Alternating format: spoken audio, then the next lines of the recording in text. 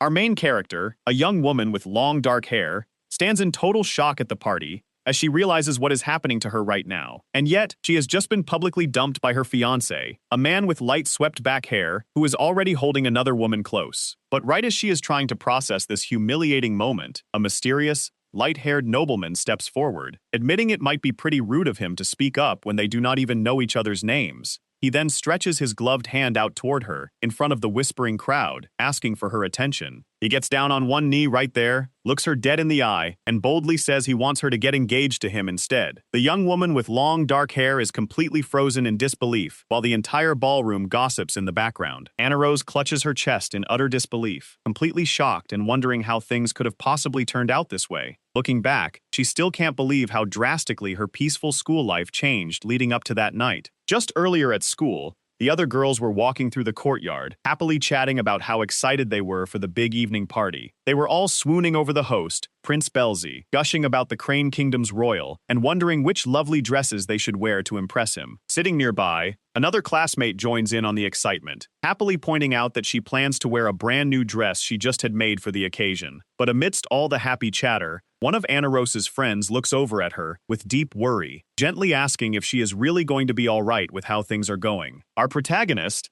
Anna Rose, sits down for tea with her friends, who find it completely bizarre that she wasn't even invited to the big party hosted by her own fiancé, Prince Belzy. They are super annoyed that the prince is leaving Anna Rose all alone just to spend his time with some random, unknown woman named Mary. Taking a sip of her tea, one of her friends mentions the frustrating rumors going around about how cozy those two have been looking lately. But Anna Rose just offers a gentle smile and tells them she will be totally fine, so they really shouldn't worry about her. Her short, light-haired friend Helene looks at her with a deeply worried expression, clearly not completely convinced. And her wavy-haired friend Celine also watches her with a look of pure concern, feeling terrible about how Anna Rose is being treated. Celine warns that there is just no way everything is fine, but Anna Rose insists she is really okay, pointing out that it was strange to begin with for a poor noble like herself to even be engaged to the prince. She holds her teacup and reasons that, no matter how infatuated His Highness is with this new girl Mary, he is bound to escort his actual fiancée to the upcoming party. Anna Rose flashes a bright, innocent smile and asks them if she is right, trying her best to put her worried friends at ease. Helene and Celine exchange concerned glances and give in, softly saying they will drop it if she really thinks so. Anna Rose suddenly stands up from the table, announcing that she needs to go get ready and pick out a dress for the big event. Smiling as she waves goodbye, she admits that preparing a formal dress is quite a chore, so she is heading home right now to start searching her house for one. Anna Rose stands outside the beautifully lit palace, completely caught off guard when someone suddenly apologizes to her. A messenger bows deeply and nervously explains that the prince apparently has a schedule conflict and will not be able to escort her tonight. While other couples walk past her arm in arm and chatting happily, Anna Rose is left standing all by herself, feeling the sting of being left out. But she quickly lets out a soft sigh and calmly tells him she understands, deciding right then and there that she will just go inside alone. As she makes her way through the venue, she admits to herself that since he never even bothered to send a carriage for her, she already had a feeling this would happen. Sure enough, Mary excitedly gushes about how wonderful the party is, and Prince Belzy smiles warmly, telling her he is glad she is enjoying it. Anna Rose takes a good look at her, realizing that this is indeed the famous Lady Mary everyone has been talking about. She watches them act all lovey-dovey, thinking that even the guide from earlier would probably feel super awkward having to face her right now. Anna Rose walks over to the buffet, immediately distracted by how delicious the food looks, while nearby guests whisper about the guest of honor coming all the way from Lavoy.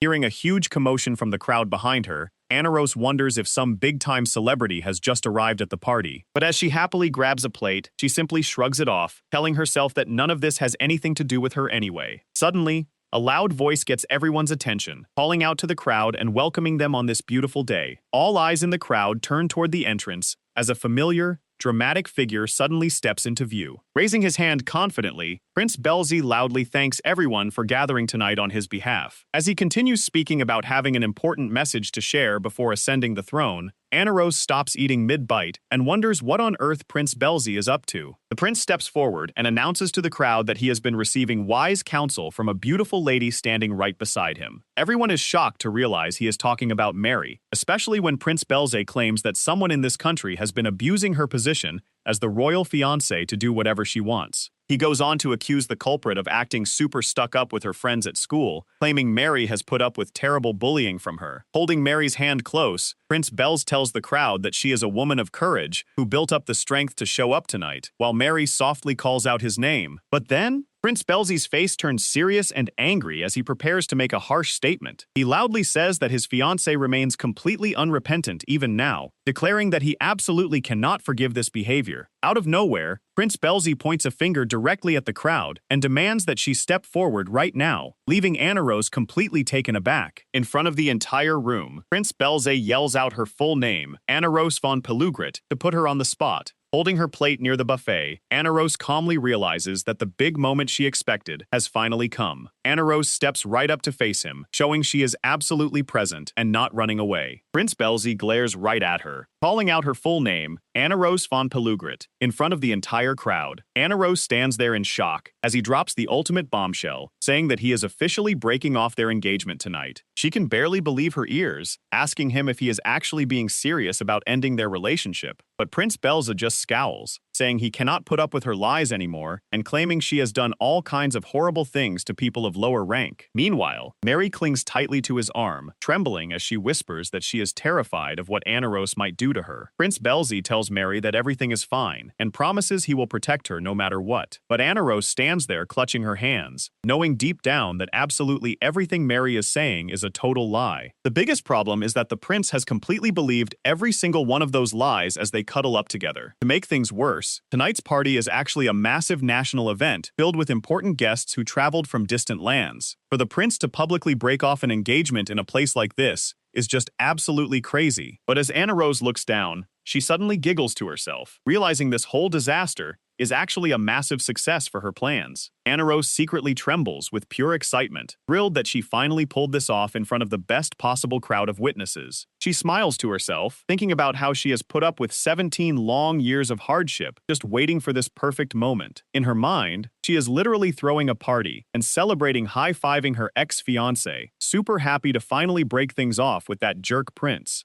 Thinking back, she admits she never really had a very noble-like personality, remembering when her childhood friends talked about marrying rich, high-ranking gentlemen. Her young friend cheerfully agreed, saying she just wanted to live a total life of luxury. Back when she was just a 10-year-old holding some flowers, her friends asked a very young Anarose if she did not feel the exact same way. Young Anarose just agrees with her friends half-heartedly, holding a flower crown while they dream of a fancy life. But in her mind, she totally hates the idea and clenches the flowers, completely disagreeing with them. She thinks about how stressful it would be to marry a high-ranking guy, imagining the constant scolding about her terrible manners, the tight corsets, and the endless royal lessons. She gets so frustrated thinking about such a cramped, stuffy life that she throws her hands up and surrenders to the stress. So, right then and there, she made up her mind to eventually live a slow, peaceful life surrounded by nature in the borderlands. However, there was one major problem standing in her way, and that was having a fiancé from the royal family. To begin with, it should have been completely impossible for a minor noble family like Anarose's to ever marry into royalty. But there was just one major problem. The king at the time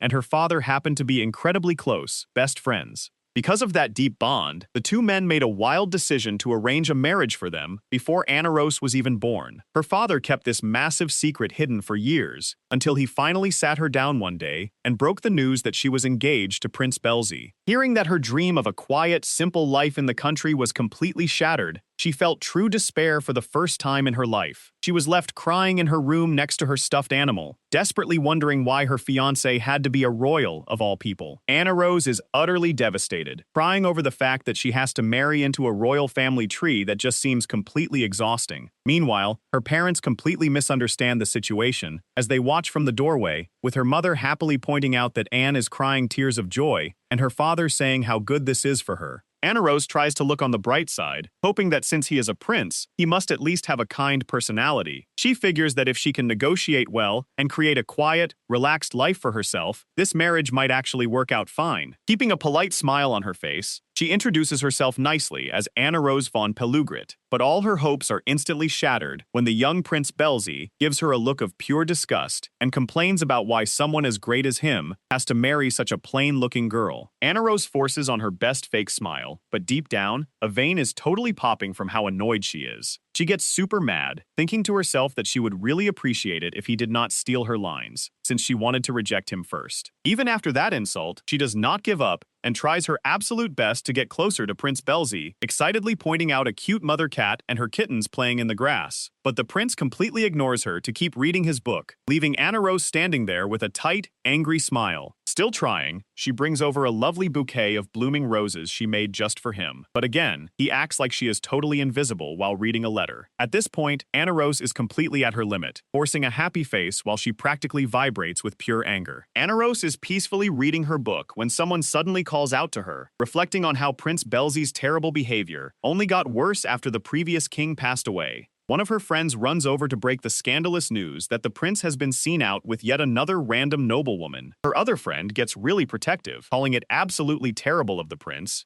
to neglect his own fiancée like that. Anna gently shuts her book and softly says it is okay, trying to keep her cool in front of them. She sighs that it must just be because she isn't charming enough, but deep down, this is the exact moment she decides to completely change her strategy. She wonders with a sly grin if he will finally pay attention if she tries even harder, mapping out her new plan to play the perfect, tragic lover to the very end. Anna clutches her heart in grief, acting utterly heartbroken as she cries out that Prince Belz has found someone else he loves. Her friends watch her with deep sympathy, feeling terrible for the poor, neglected girl who seems so genuinely devastated. Anna fake weeps into her handkerchief, explaining that because of her high social position, she can't be the one to break off the engagement, so she must make things awkward enough for the prince to end it himself. But the second she hides behind the bushes, her sad face completely vanishes, and she smiles excitedly as she gets ready to take notes on her fiancé's latest date with yet another young lady. She watches Prince Belzo cuddling with another girl, happily plotting to cast herself as the perfect victim of his constant womanizing to secure a massive alimony payout. She cheerfully wonders just how many secret dates he will go on this month, thrilled with her brilliant plan to get rich while easily slipping out of this terrible marriage. That is when a sweet-looking girl named Lady Mary suddenly shows up on the scene. Apparently, she is a genius at playing with men's hearts and has already wrapped Prince Belzy completely around her finger, but even though she is just a commoner, she has been busy spreading all kinds of nasty rumors about Anna.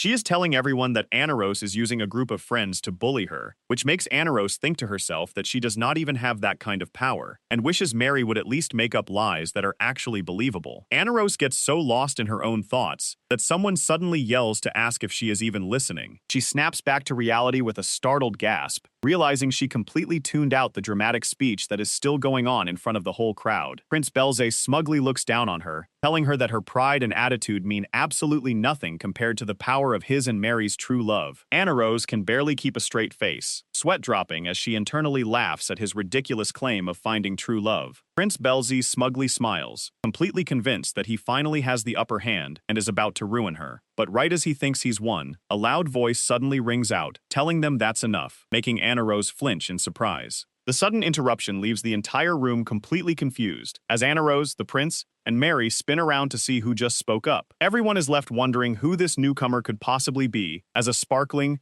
incredibly handsome man steps forward. Prince Belzy is left totally shocked and demands to know who this mystery man is, while Anna wonders why this gorgeous stranger is interrupting her perfect revenge plan. Anna stares up in total shock at the incredibly handsome man who has suddenly stepped in right next to her. She gets super confused, wondering who this good-looking guy even is, and why on earth he looks so incredibly angry. Out of nowhere, a shocked noble gasps and asks Prince George what he is doing there, while Anna nervously looks back and forth. Hearing that name completely catches her off guard, and she repeats it to herself in surprise. Anna starts thinking that if he is a prince, he must be royalty from another country, but she has never cared about foreign royalty, so she is totally clueless. Meanwhile, Prince George stares right at Prince Belzy and Mary, calmly pointing out that he has been listening quietly until now, but they are clearly taking things way too far. Prince George steps up to defend Anna, pointing out that everyone was busy condemning her while she just stood there looking down the entire time, leaving her totally shocked. He then asks the hostile crowd if they shouldn't at least give her a fair chance to defend herself, but Prince Belze instantly gets defensive, sweating as he stammers that this is strictly a matter for their own country, while his lover Mary looks on in concern. He snaps at Prince Georg, stating they definitely don't need some outsider coming in and telling them what to do,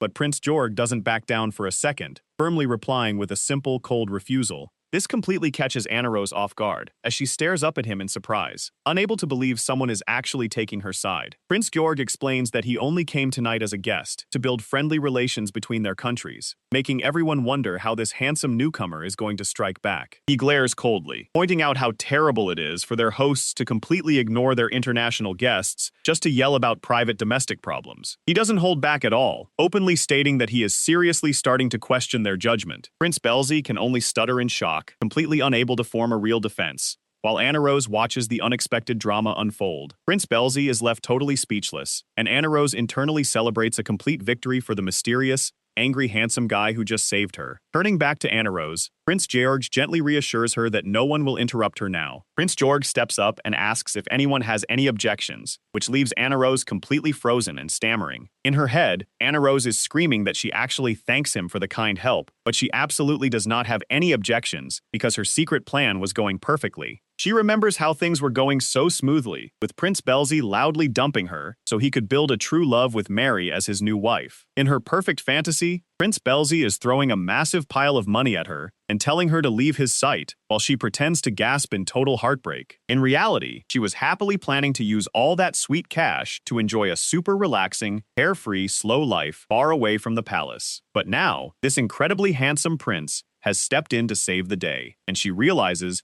his heroics are about to completely ruin her dream retirement. Noticeable pale, Anarose is asked what's wrong by Prince Georg, who kindly tells her he will stay by her side if it is too hard for her to speak alone. But Anarose quickly turns him down, insisting she is completely fine and really just wants to let this be the end of it. Truth be told, she is just super tired from all of this unnecessary drama. She looks over at Prince Belzy and Mary, wondering why these rich people have to hold their parties so late at night instead of starting them a bit earlier. She even covers her mouth as she lets out a big secret yawn, wishing she could just curl up in bed. Since she managed to get her engagement broken, she feels totally relaxed and can't help but doze off right then and there. Anarose yawns and rubs her eyes, thinking to herself that she must be this sleepy just because she ate way too much earlier. Seeing Prince Georg try to jump to her defense, she immediately blurs out a flat no, while he looks completely bewildered and asks if she has any thoughts or a proper objection to share. Instead of speaking up to save herself, Anarose smiles gently and calmly claims that everything was actually all her fault. Hearing this unexpected confession, Prince Georg reacts with a quick heartbeat of shock, while a gasp ripples through the crowd of onlookers behind them. Prince Georg stares down at her in complete disbelief, muttering that there is no way this is true, which only leaves Anarose looking totally confused.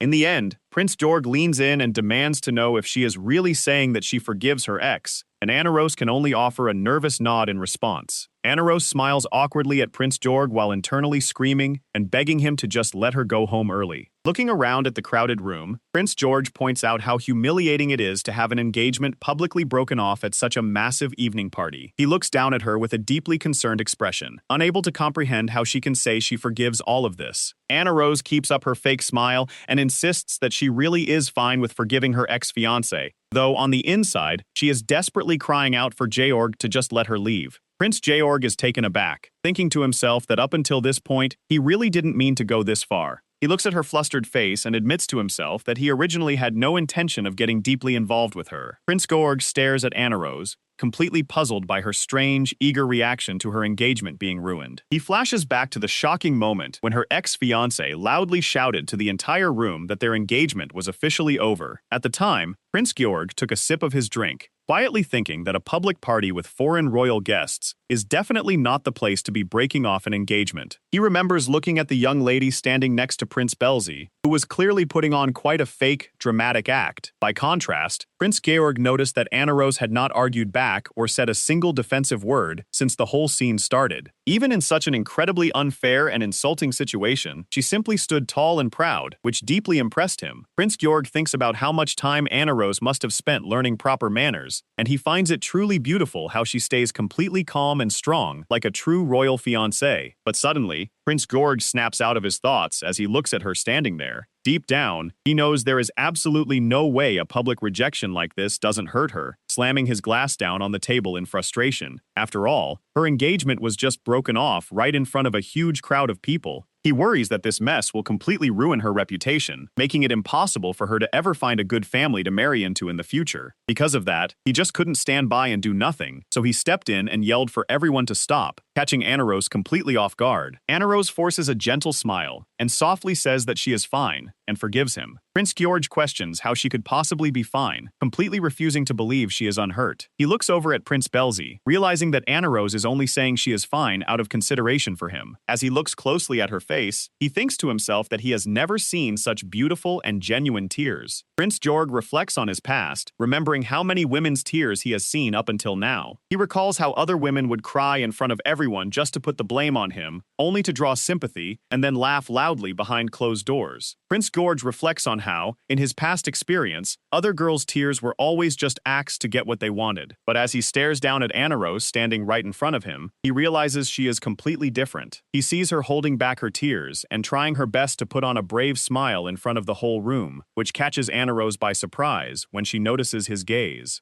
With his heart racing, Prince George decides he simply cannot stand her shedding those painful tears in front of a giant crowd like this. He realizes that if she is going to cry, he wants her to feel safe enough to only do it in front of him. Gently touching her face, he wishes more than anything that he could be the person to wipe those tears away. As Prince George gently wipes away her tears, he thinks to himself how much he wants to be the one she can truly lean on. He drops down to one knee, admitting it might be a bit rude of him to say such a big thing when he doesn't even know her name yet. However, as Anirose looks down at him, she can see his reflection shining right in her eyes. Right there in front of the shocked crowd, Prince George looks up at her and asks if she would do him the honor of becoming engaged to him instead. Anirose is completely thrown off guard and tries to process what she just heard, wondering if he really just said the word engagement. Her heart races as she looks at him, trying to wrap her head around why this super handsome guy is suddenly proposing to her. Anirose stands there totally shocked, wondering why things have suddenly turned into a marriage proposal, and if this is some kind of new trend. She gets extremely flustered and finds herself wondering if this super handsome guy in front of her is actually someone else. As Prince George kneels before her, she starts to think that maybe he is a comrade who thinks just like her. Anirose looks at him closely and realizes that, judging by his fancy clothes, he is clearly high-ranking and extremely important. She imagines him getting completely stressed out and thinks that he must also be longing for a quiet, slow life in the countryside, just like she is. Anirose convinces herself that he has figured out her true dream and is basically suggesting they run away to live in peace together. Prince George gently touches her face and smiles, mentioning that her complexion finally looks a little better. With an incredibly sweet and gentle expression, he softly adds that he is really glad. Anirose's heart begins to race, and she gets super flustered, barely managed to stammer out a confused yes. Looking closely into his eyes, she tells him that her recovery is entirely thanks to him. She holds her blushing face, completely panicking inside because her heart just skipped a giant beat. She realizes she can't help it though, since having a man gently wipe away her tears is a total first for her. Holding his hand, Anirose is completely amazed by how smoothly he does everything, thinking to herself that there is absolutely no wasted movement in his actions. Prince Georg then smiles and promises to escort her back to her mansion tonight, which leaves her blushing as she softly thanks him. But right out of nowhere, another noblewoman suddenly calls out to Lord Georg, interrupting their quiet moment. She quickly walks right up to them, lifting her dress slightly as she steps forward. Anirose is totally surprised to see Lady Mary, who eagerly approaches Prince Georg to tell him she has heard rumors about him for a very long time. Clasping her hands together with a big smile, she adds that she heard absolutely no one in the entire empire can match his fame and intelligence. Lady Mary looks up at Prince Georg with hearts in her eyes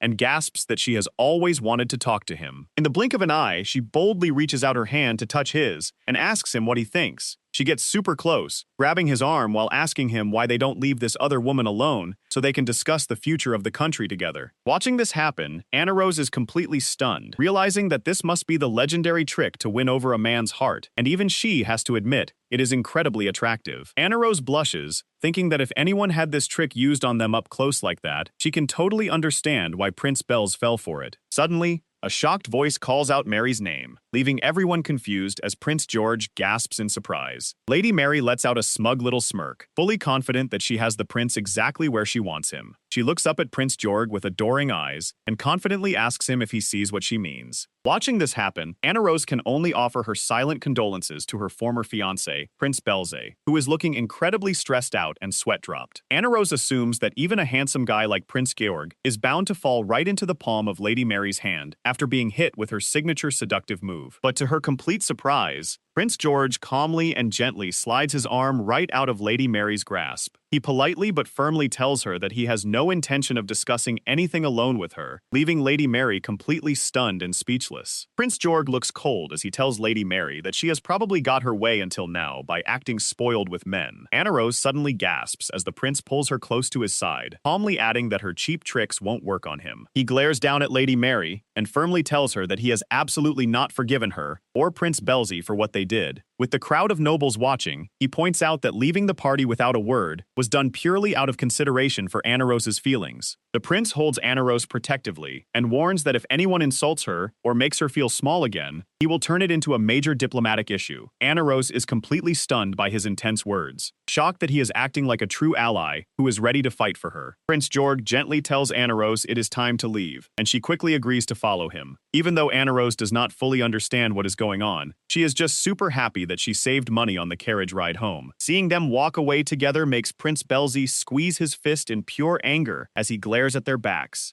Out of nowhere, Prince Belze screams at the top of his lungs for everyone to stop messing with him, startling all the nearby nobles. He stomps right over, yelling that absolutely everyone is making a fool out of him. He grabs a crying Lady Mary, angrily demanding to know how Prince Georg dares to try and seduce her, and yells that he never wants to see their faces again. Anna Rose tries to set the record straight, nervously explaining that Lady Mary was actually the one who threw herself at the handsome prince. Hearing her speak up, Prince Belze snaps and yells out her name, which makes Anna Rose freeze up and reply with a shaky yes. He then lists her ultimate punishment for insulting him, saying her mansion and wealth will be confiscated, and she'll have to spend her miserable life taking care of beasts in the frontier without a title. But instead of being sad, Anna Rose has a huge smile on her face because living happily with horses and sheep in the great outdoors sounds like the absolute best thing ever. Meanwhile, Prince Georg looks down at Anna Rose in disbelief, finding it absolutely disgusting that someone could treat his former fiancé so poorly. But Prince Belze just scoffs and says it doesn't matter, firmly declaring that what she did is nothing short of treason against royalty. To make things even worse,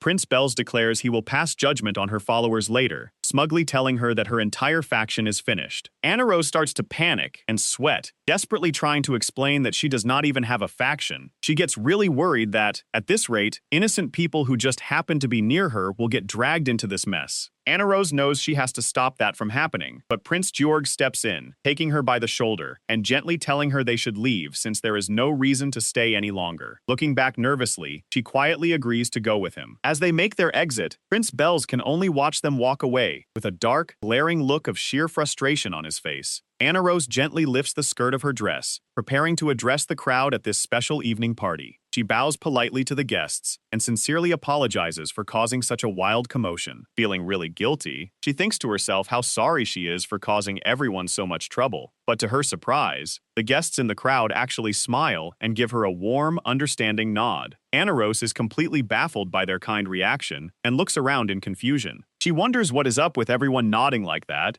while Prince Georg simply smiles alongside her, completely speechless. Out of nowhere, Prince Georg suddenly reaches out and grabs Anna Rose's hands tightly. He looks totally shocked and asks if she really still cares about being polite after going through all of that awful treatment. Looking closely at her, Prince Georg smiles gently and tells her she is an even more wonderful and amazing person than he ever could have pictured. Anna Rose gets incredibly flustered, politely thanking him while silently wondering what is up with this super handsome guy. Soon, a horse-drawn carriage rolls away into the night as the situation changes rapidly, leaving Anna Rose feeling super nervous about the future. Sitting inside the carriage, she realizes things have gotten completely out of hand, clutching her dress and wondering what she is supposed to do now. Anna Rose thinks to herself that she does not mind being the only target of his grudge, but she is deeply worried that something terrible might happen to innocent people because of her. Her mind flashes back to her former fiancé, who angrily promised that he would eventually pass judgment on anyone who chose to follow her. In the carriage, Anna Rose keeps shaking her head, trying to reassure herself that if authorities investigate properly, those innocent people will probably stay out of trouble. trouble, which leaves Prince Georg looking at her in total confusion. After a long ride, the carriage finally stops, and Prince Georg gently takes her hand to help her step down. They arrive at a modest house where two older people, who seem to be her mother and father, are waiting by the door to greet them. Seeing them there, Anirose lets out a warm, relieved smile and gently announces that she is finally back home. Anirose's loving parents smile warmly at her, with her father welcoming her home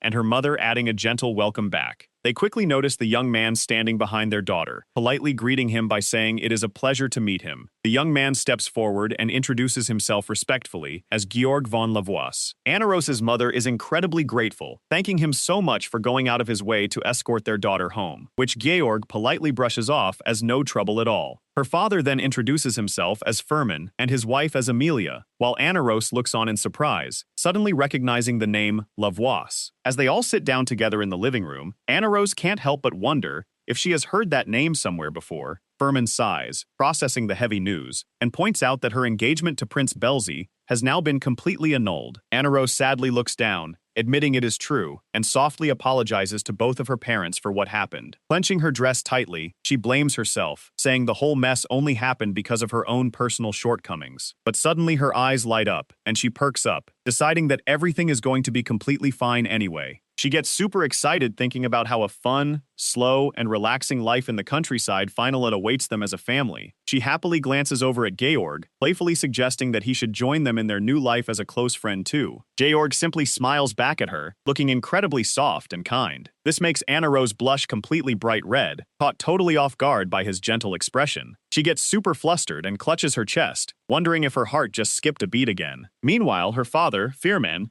seriously points out that since the engagement is officially cancelled, all their connections to the Crane Kingdom are fully cut off. Looking incredibly serious, Firman declares that the moment they have been waiting for has finally arrived. Hearing this, her mother, Amelia, looks over at him with a deeply worried expression and calls out to her husband. Anirose notices the tense mood and nervously asks her parents what on earth is wrong with them. Amelia playfully tries to lighten the mood by asking her husband if he was actually looking forward to a slow countryside life even more than she was. But suddenly, a loud, metallic clattering sound echoes from right outside the window, cutting their conversation short. Anirose points out how incredibly noisy it suddenly is outside, and Furman quietly agrees as he steps over to investigate. Opening the window to look down, Furman calls Anirose over to take a look for herself. Feeling a bit confused, Anirose quickly nods and walks over to join her father at the window. Furman quickly pulls the window curtain back to see what is going on outside. Anirose takes a look and is completely shocked, wondering what on earth is happening. Down below, a whole crowd of armored soldiers is marching in, and someone yells out to Prince Belzy to wait up. The armed group continues to stomp forward in perfect, intimidating sync. Watching this unfold from the window with her father, Anirose can only think that Prince Belzy is moving way too fast. She knew he was mad about the broken engagement, but sending his actual soldiers after his ex-fiancée this quickly is just next-level crazy. Looking outside, Anirose sighs and thinks to herself that this is exactly why she hates impatient men, reaffirming that calling off her engagement was definitely the right move. But then she suddenly stops herself as she realizes that that's really not the main point right now. She panics and frantically asks her father what is going on, pointing out that they are in a completely desperate situation, but Furman calmly holds his hand up and tells her she doesn't need to worry. Seeing him so relaxed, Anirose is completely baffled and wonders why on earth her father looks so calm in a moment like this.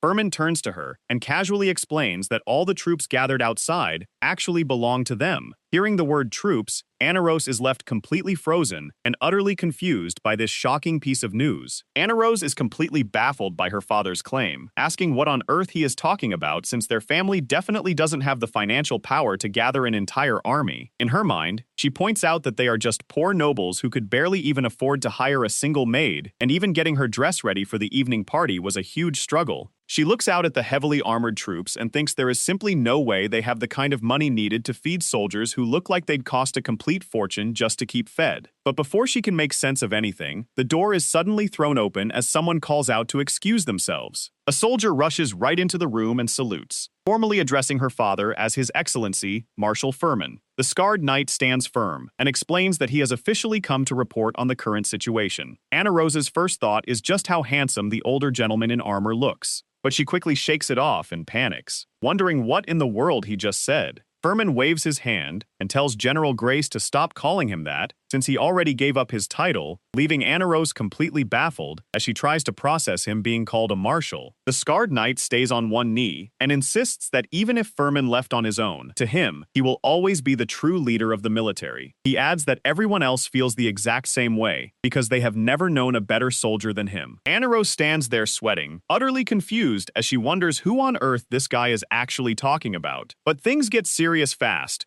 when the reporting knight reveals that the royalists have noticed their movements and are already mobilizing their troops, prompting Furman to take charge as Anirose desperately tries to get everyone to hold on. Even though the knight warns that the enemy has them beat in pure numbers, Furman calmly commands them to use a crane wing formation to keep their own casualties as low as possible, leaving Anirose completely speechless in the background. Stepping up with full authority, Furman barks out a direct order to set up camp on the Furnez Hills, alongside General Grace. As this intense side of him comes out, Anirose remembers her father as a completely normal civilian who was always nothing but sweet, kind, and gentle to her and her mother. But right now, the soldiers instantly salute and shout in agreement, promising to wipe out the royalists and make absolutely sure they capture the prince. Stunned by this incredible display of military leadership, Anirose can only stare at her father and wonder who in the world this commanding stranger standing in front of her actually is. He gently pats Anirose on the head, reassuring her that everything is going to be just fine. Feeling his warm touch, Anirose smiles, feeling super relieved that he is still the same gentle father she has always known. With a sad look, Furman admits that he couldn't see a bright future for the Crane Kingdom after losing his close friend, the former king, which is why he had to start working in secret. However, because of her engagement, he reveals that he couldn't easily raise a banner of rebellion for the longest time. He bows deeply to her, sincerely apologizing for everything she had to go through up until now. He explains that all of his actions and decisions were shaped by his incredibly close friendship with the previous king. Furman continues to apologize, admitting that because he arranged her engagement to Prince Belzo without her say, she ended up suffering terrible embarrassment in front of a giant crowd. Anirose looks at her father with concern, as he sadly admits that he has put her through so much pain. But Anirose just gives him a warm, bright smile and insists that she is totally fine. She gets a playful look on her face and tells him that everything actually went exactly according to plan, so he has absolutely nothing to worry about. Suddenly, Furman gets a serious look and declares that since they forced this broken engagement on them, it is actually the perfect chance for him to take action, leaving her pretty confused.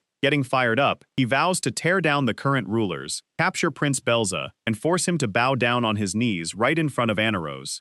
Anirose is completely speechless and can only ask if she heard him right. She panics, waving her hands to tell him to wait a minute because she definitely does not want anything like a rebellion. Leonhardt listens quietly, realizing that her quick action earlier was actually based on calm, logical judgment. He looks on, deeply impressed by her incredible mental strength. Leonhardt recalls how Furman did not get along with the current rulers, which is why he completely dropped out of the public eye. But nobody could ever forget General Furman, who was once celebrated as the true hero of the Crane Kingdom. Leonhardt admits that when he first heard her name, he thought it might be possible, and Furman realizes that the prince has finally figured out his true identity. Anirose is totally caught off guard, and sheepishly confirms that yes, Furman is indeed her father, but there is a catch. She gets super confused trying to connect the terms general and hero to him, trying to recall what those words actually mean. Because in her head, she cannot believe this legendary hero is the exact same lazy father who is always getting yelled at by her mother for eating donuts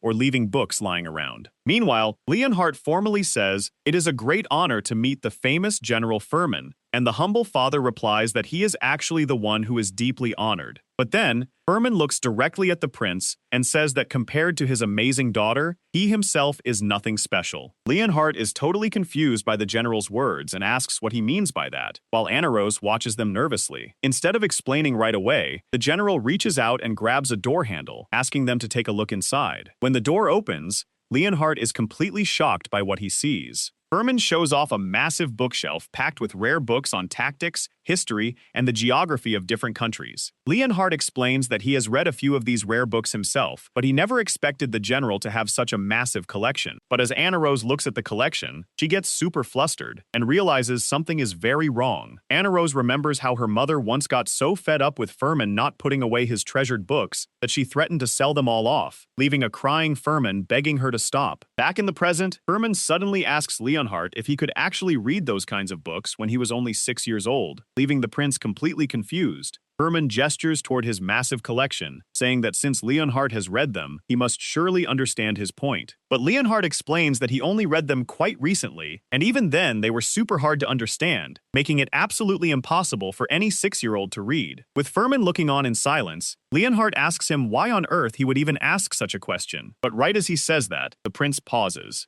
a sudden realization washing over him as he whispers for Furman to not tell him what he is thinking. Leonhardt listens closely, confirming the facts with a soft yes as his eyes lock onto the heavy cover of the tactical book. General Furman begins to explain, identifying the young child in question as his own daughter, Aniros. He proudly recalls how she was only 6 years old when she effortlessly read through every single advanced tactical and historical book in his study. Aniros looks slightly confused by the sudden attention while Leonhardt is left completely speechless, stammering in absolute shock. Leonhardt points out that it should be absolutely impossible for a 6-year-old child to read through all of these difficult books, and the general calmly agrees with him. Even so, Furman admits it was such a shocking thing to witness that he still remembers it vividly to this day. General Furman recalls that on one ordinary day, as he was about to step into his study, he saw something so shocking he could barely believe his eyes. Peeking inside, he froze instantly as he tried to make sense of what was happening. Right there, he saw his young daughter Aniros speed reading through his thick, difficult military books at an unbelievable pace. Yet despite absorbing endless knowledge on history and military tactics from a massive pile of books, Aniros never bragged about her talents to anyone. Because their family had retired from the spotlight, she must have carefully kept her genius hidden out of consideration for their quiet position. Hearing this, Prince Leonhardt asks if their current actions are also just playing along with her script, and General Furman happily confirms that everything is indeed in Aniros's hands. It turns out she used the annulment from Prince Belzi to set everything off, making him lose his temper in public, to give those who hated the royals a perfect reason to rebel. Prince Leonhardt can only watch in disbelief, realizing that every single thing that happened was part of her plan. But meanwhile, Aniros herself is standing there with a totally blank look on her face. Suddenly, she gets this huge shock and realizes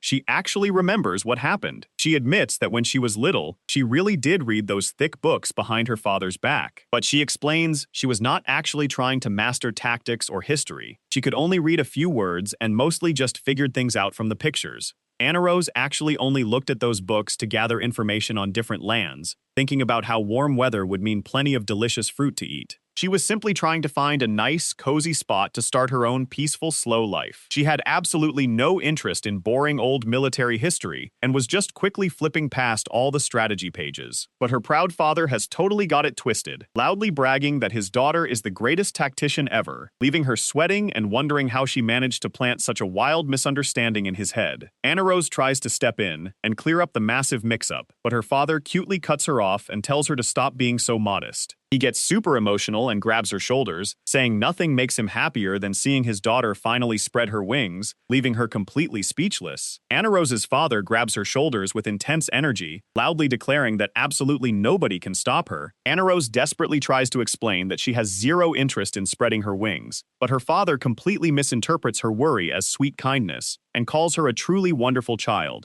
He proudly tells her to go ahead and fly wherever she wants, leaving a defeated Aniros to realize that there is just no getting through to him. Now that she knows her father is a total lost cause, Aniros decides her only option is to turn to someone else. She looks over at her mother, hoping that she might finally be the voice of reason in this crazy situation. She silently prays, desperately wishing that her mother will understand and help her clear up this massive misunderstanding. Aniros pours her heart out to her mother, crying that she doesn't want to fight a war and just wants to live a quiet, slow life in the countryside. Hearing this, her mother smiles warmly and says that actually sounds like a wonderful idea. Gently holding her daughter's hands, she agrees that nothing good ever comes from conflict and fighting. Aniros enthusiastically agrees when her mother tells her that living the way she actually wants to live is the most important thing, leaving Aniros thinking she has finally found someone who truly understands her. With a gentle look, her mother calls her name and reassures her that she completely understands how she feels, making a happy Aniros look up at her. Seeing her daughter look so sad earlier made everything click, and her mother smiles softly while Aniros proudly thinks about how amazing her mom is. Holding her daughter's hands, Her mother asks if she truly wanted to avoid conflict all this time, and Anna Rose quickly nods and says yes. Her mother agrees that wanting a quiet, slow life is a truly wonderful ideal to have, walking ahead of her as she speaks. But then, her tone suddenly shifts as she whispers, "But you know." Suddenly, her mother slides a large painting on the wall to the side, completely catching Anna Rose off guard. Looking back over her shoulder, her mother explains that even if things in life have gone according to a plan she never wanted, sometimes you have to take action, she continues, revealing a hidden compartment filled with sharp weapons meant to protect what is truly precious. Concealed behind the wall is a massive collection of terrifyingly sharp blades, axes, and daggers. Anna Rose's mother looks back with a deadly serious expression, telling her daughter that even when things are sad, there are times when she simply has to stand up and fight. Poor Anna Rose is completely speechless and frozen in sheer terror at what she is hearing. Meanwhile, in another part of the city, the heavy scent of blood hangs in the air, hinting at a dark tragedy unfolded. A terrified older man in a suit is collapsed on the floor, groaning in pain next to an unconscious body, while a dark shadow looms over them. A cold, masked figure holds a dripping, blood-stained blade over him, calmly saying that there is nothing personal about this. The hooded attacker coldly tells her victim that he must die for the sake of the country, reflecting on how she has fought in the dark shadows of the Kingdom of Crane for a very long time. She used to believe her sole purpose in life was the assassination business, working with a single mind to get rid of anyone who might harm her nation. Suddenly, she pauses as the heavy scent of blood fills the air, catching her completely off guard. A stern-looking knight suddenly appears behind her and demands to know who is there. They face off directly, standing over the fallen bodies on the floor as she realizes everything changed the moment she met him. In a flash, she spins her sharp weapon with expert skill, ready to handle the interruption. Anna Rose's mother holds up a weapon and muses that it has been quite a while since she last touched it. But as she grips the blade, she smiles, finding that it still feels incredibly familiar in her hands. Seeing her mother handle the dagger so easily utterly shocks Anna Rose. Anna Rose panics, thinking this is incredibly bad, and that even her own mother has completely lost her mind. Meanwhile, her father calmly walks up and says that this is exactly what he expected from the former leader of the kingdom's secret assassin group. He looks on proudly as Anna Rose's mother holds the weapon, noting that her deadly skills clearly have not dulled one bit.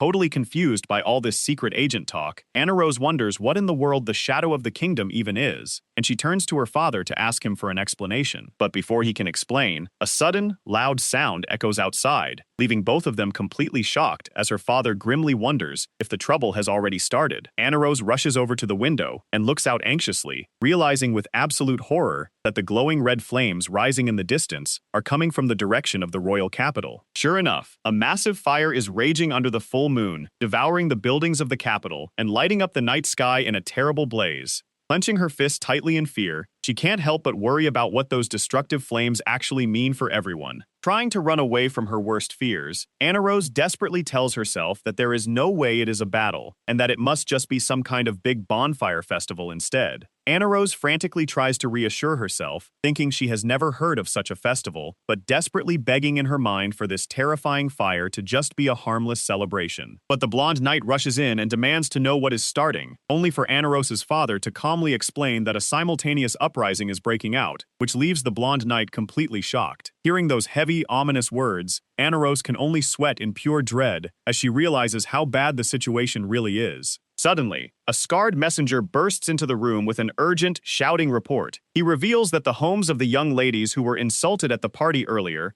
including Anna Rose herself, along with all of their supporters, are actively targeted. The guard delivers the final blow, explaining that these groups have officially raised the flag of rebellion against the royal family. Anna Rose's father gasps and wonders if her faction has finally made its move, which completely shocks marketing-free Anna Rose, who can only repeat the word faction in sheer disbelief. Totally flustered by his wild guess, she quickly denies it and asks him what on earth he is even talking about. She points out that while Lord Bells mentioned something about factions earlier, there is simply no way anyone would be crazy enough to actually form a group in her name, while a young man nearby furiously yells at another guy. She happily adds that she isn't trying to boast, but she barely has any friends to begin with. Her father looks at her and says that during her time at the academy, she was actually keeping a low profile while secretly building a powerful hidden network behind the scenes. Anna Rose gets incredibly confused, and repeats the words powerful network, but her father just smiles warmly and nods, confirming that is exactly what he thinks. Anna Rose's father points out that she always treated people of all social classes equally without any discrimination. She would simply hang out at school, smiling and chatting happily with the other students. Her father explains that she charmed everyone with her rare, kind personality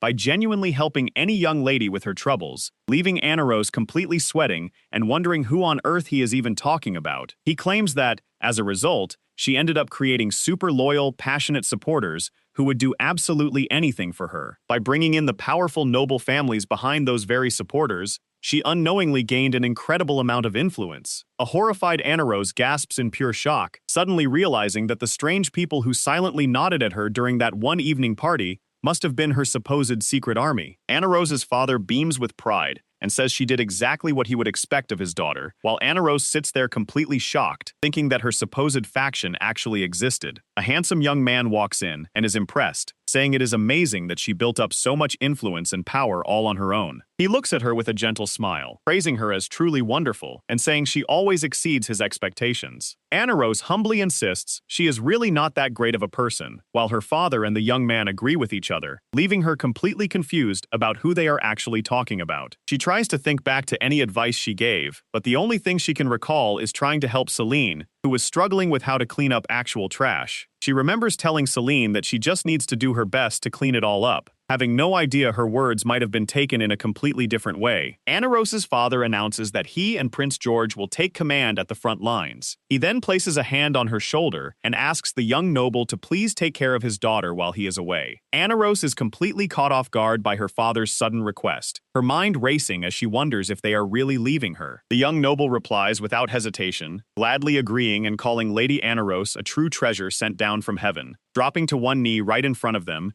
he promises to become her spear and crush any and all of her enemies. He vows that he will also act as her shield, protecting her from any and all pain. Anna Rose stares on, completely stunned by just how brave Prince George's supporter is. Just then, Anna Rose's mother gently speaks up, urging her husband that they should start moving according to their plan soon, leaving him flustered. She looks at her daughter with a warm smile, reassuring everyone that they have nothing to worry about since Prince George will absolutely protect Anna Rose. She explains that the young noble has a truly straightforward gaze that inspires absolute trust. She fondly remembers how much he resembles her husband back when he rescued her from the darkness. As her father lovingly calls out Amelia's name and holds her mother's hand, Anna Rose is left totally freaked out, wondering what kind of wild situation that rescue actually was, and finding her parents' romance a little scary. During the meeting, a scarred knight steps forward and bows, apologizing to Lord Furman for interrupting. He looks up with a serious expression and asks for permission to give something to Lady Anna Rose before heading off to the front lines. Anna Rose is completely caught off guard by this, but her father quickly tells the knight he doesn't mind, prompting him to say thank you. The scarred knight then steps closer and addresses Lady Anna Rose directly, making her jump and answer him. He politely apologizes for the late introduction and reveals that he is actually Celine's father. Hearing this, Anna Rose gasps in surprise, completely shocked to learn this brave soldier is related to her dear friend, Celine. The scarred knight continues, explaining that he has actually heard quite a bit about Anna Rose from his daughter. Anna Rose smiles with absolute relief, thinking to herself how wonderful it is that she can actually have a sensible conversation with this man. The knight points out that since he is the father of Celine, who gets so stressed about cleaning, he knows his daughter was especially thankful for Anna Rose's advice on the matter, though Anna Rose tries to modestly downplay it. She gets a little flustered, silently wondering if her advice about cleaning her room actually worked out well for Celine. But then, the knight leans in and deeply explains that back then, his daughter was actually troubled by the dark corruption wrought in this country, which catches Anna Rose completely off guard. He reveals that Celine was completely lost after discovering greedy plans that only hurt the common people, alongside the awful corruption of certain members of the royal family. He explains that back then, Celine was constantly crying and struggling, feeling totally trapped between her big dreams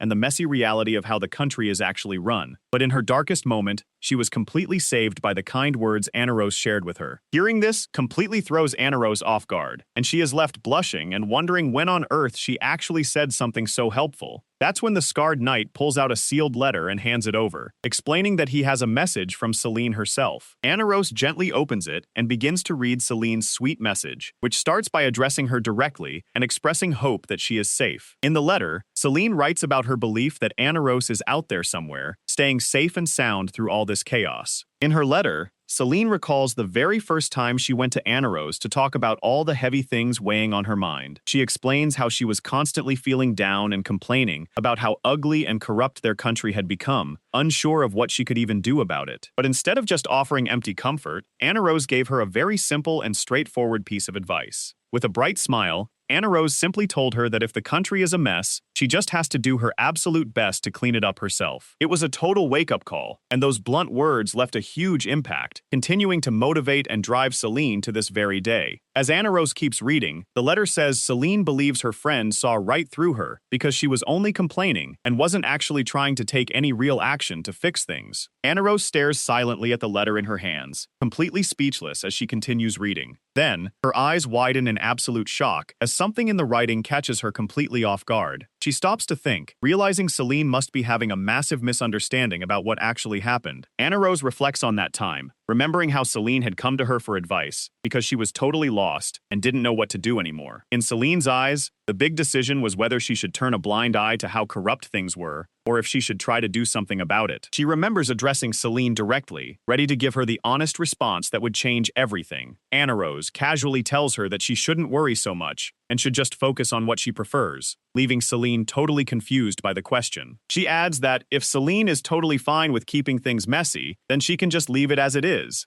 But on the other hand, if she prefers things to be clean, then she simply has to do her absolute best to clean it all up. Aniros smiles, thinking Celine just looks like someone who likes to keep things tidy, despite having a messy room, which deeply touches Celine as she gathers her courage. Back in the present, Aniros is completely sweating because she finally realizes they weren't talking about cleaning a room at all, but rather dealing with national corruption. As she keeps reading the letter, she panics when she sees there is still one more thing left to uncover. Celine explains in her letter that everyone believed the kind Aniros simply couldn't put up with the stressful situation any longer. They assumed she was trying to hide her pain when she bowed and left the evening party earlier. Thinking about how Aniros acted, Celine writes that seeing her made her truly happy. To Celine, that bow was actually a secret signal begging for help. Reading this, Aniros is completely horrified and screams in her head that they have it all wrong. But the letter gets worse, as Celine mentions how their group won't forgive the prince, who they always knew would do something terrible eventually. Aniros nods along with the letter, realizing that Celine completely agreed with her initial thoughts. But things get way more intense,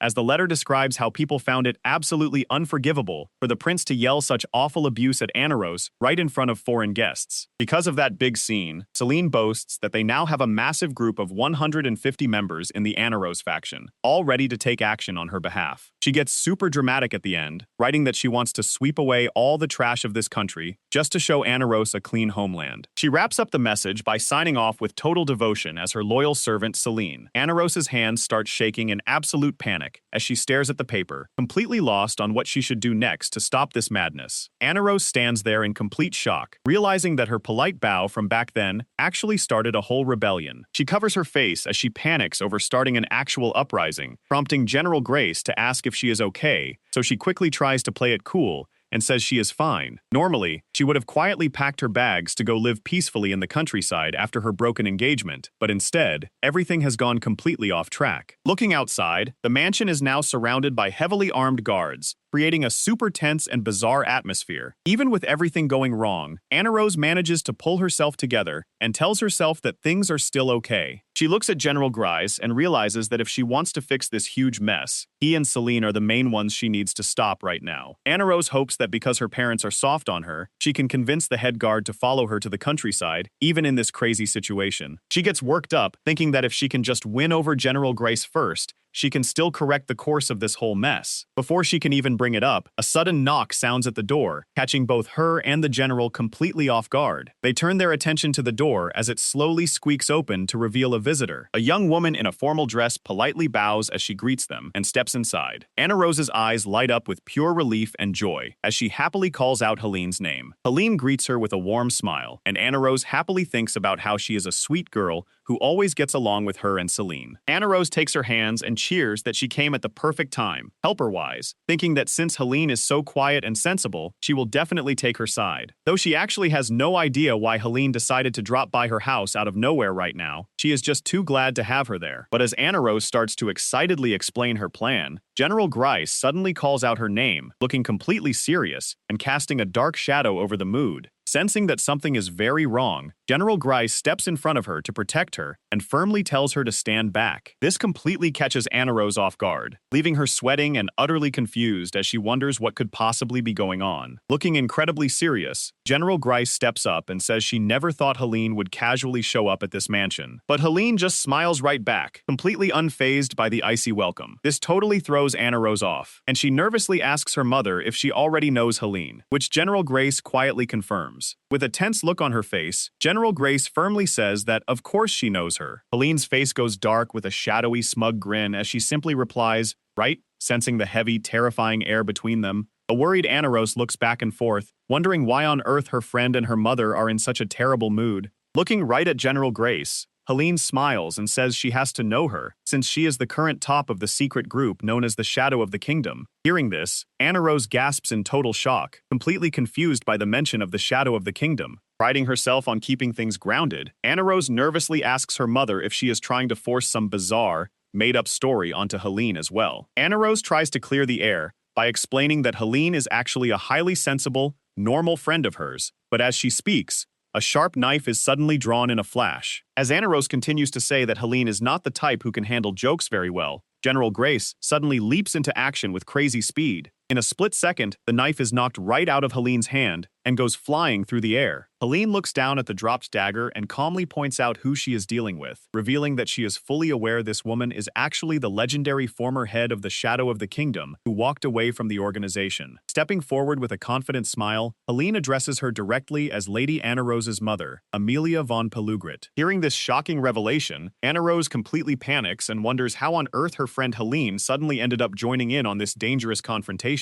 As Amelia stands on guard ready for a fight, Anna Rose is left sweating and shaking, terrified because Helene is talking about some seriously dangerous things. While Amelia stands firm and readies her blade, Helene just keeps her cool and draws her own weapon with a calm, steady smile. Looking at the two women facing off with weapons drawn, a completely helpless Anna Rose can only cover her mouth in sheer terror, wondering how things could have possibly gotten this bad. Helene smiles calmly, playing it incredibly cool as she says that even though it has been a while since Amelia retired, it looks like her dangerous skills haven't dulled one bit. Anna Rose stands there in total shock as a stern, older man in a suit steps up, murmuring about the notorious Shadow Organization. He explains that this underground group has been a part of the Crane Kingdom for a long time, quietly taking care of all their top-secret spy work. While he notes that if Amelia was truly at the very top of that group, her legendary skills must be 100% genuine, Anna Rose can only sweat and think to herself about how yet another super serious father figure has suddenly joined the scene. The man respectfully addresses the young prince, asking him if he feels completely confident in his own fighting skills. The prince confidently rests his hands on his hips and replies that while he sadly does not carry a sword on him at the moment, he definitely knows a thing or two about martial arts. What is even more surprising is that the young prince is ready to use magic in this fight as well, as his hand begins to glow. Anna Rose stands there completely lost, staring at everyone and wondering what in the world is even going on right now. The stern older noble looks down with a serious expression, warning Helene that since she is clearly on the side of the royal family, there is no way she can leave this place safely. Helene quietly accepts this threat, gripping her weapon tightly while agreeing with him. Seeing things get way too extreme, a panicked Anna Rose grabs her father's shoulder and begs him to wait and stop with all these dangerous threats.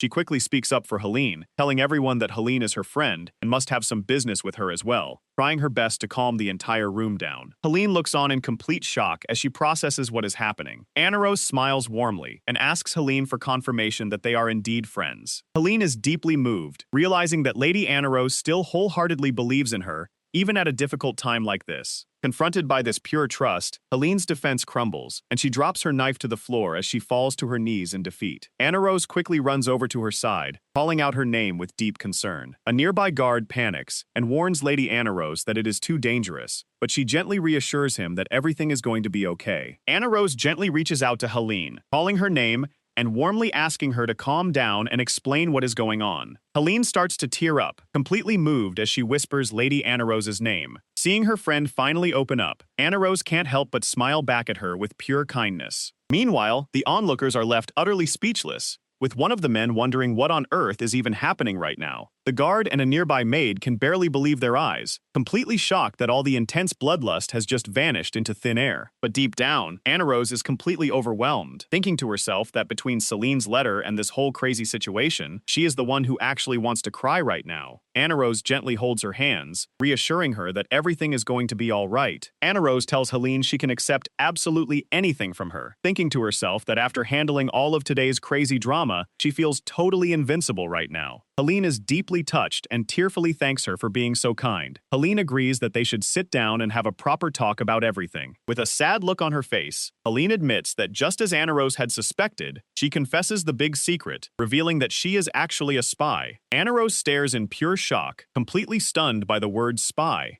She tries to process this crazy news, realizing the truth is way bigger than anything she ever imagined. Helene looks down sadly and explains that she was actually sent by the prince, the very same one who pushed Anirose away. He sent her on a secret mission to enroll at the academy. The prince's strict order was simple: watch Anirose's every single move. But as Helene begins to explain further, she hesitates, holding back a deeper truth. Anirose smiles warmly, introducing herself to Helene and welcoming her with open arms despite the surprising confession. Helene is deeply touched that someone as kind as Lady Anirose would treat her so well, while Anirose happily shakes her hand and says she would love for them to be friends. Seeing Helene look so surprised, Anirose softly explains that she acts this way simply because they are friends. Anirose even proudly tells herself that Helene is one of her few, truly precious friends. Hearing these kind words, Helene smiles gently as she begins to reflect on her past. She explains that ever since she was young, she lived as a shadow in the underworld, always believing that serving the kingdom from the darkness was completely normal. Helene admits that after starting at the academy and talking to Anirose, she began to feel really guilty about spying on such a sweet person who welcomed others so warmly. The prince had warned Helene that Anirose was creepy because nobody could ever tell what she was actually thinking. Since Helene was raised as a loyal shadow of the royal family, she completely believed the prince and accepted the mission without questioning him. But after seeing the girl with her own eyes, Helene realized that the real Anirose was completely different from what the prince had told her. Helene noticed that in addition to her beautiful looks, Anirose possessed a truly wonderful heart. She was deeply moved by Anirose's strength to smile and stay positive even when treated badly by her fiancé, and her incredible kindness in treating absolutely everyone as equals. Helene holds her hand and says that back then, seeing her was like looking at the perfect model of a true noble lady. Hearing such high praise makes Anirose blush and instantly deny being that great, secretly wondering how she ever looked so amazing in Helene's mind. But Helene looks down sadly, explaining that she suffered deeply from being caught right in the middle of it all. She was constantly faking a friendship while secretly reporting everything Anirose did straight to the royal family. But then, things finally started to change when a major turning point occurred for her. With a warm smile, Helene looks up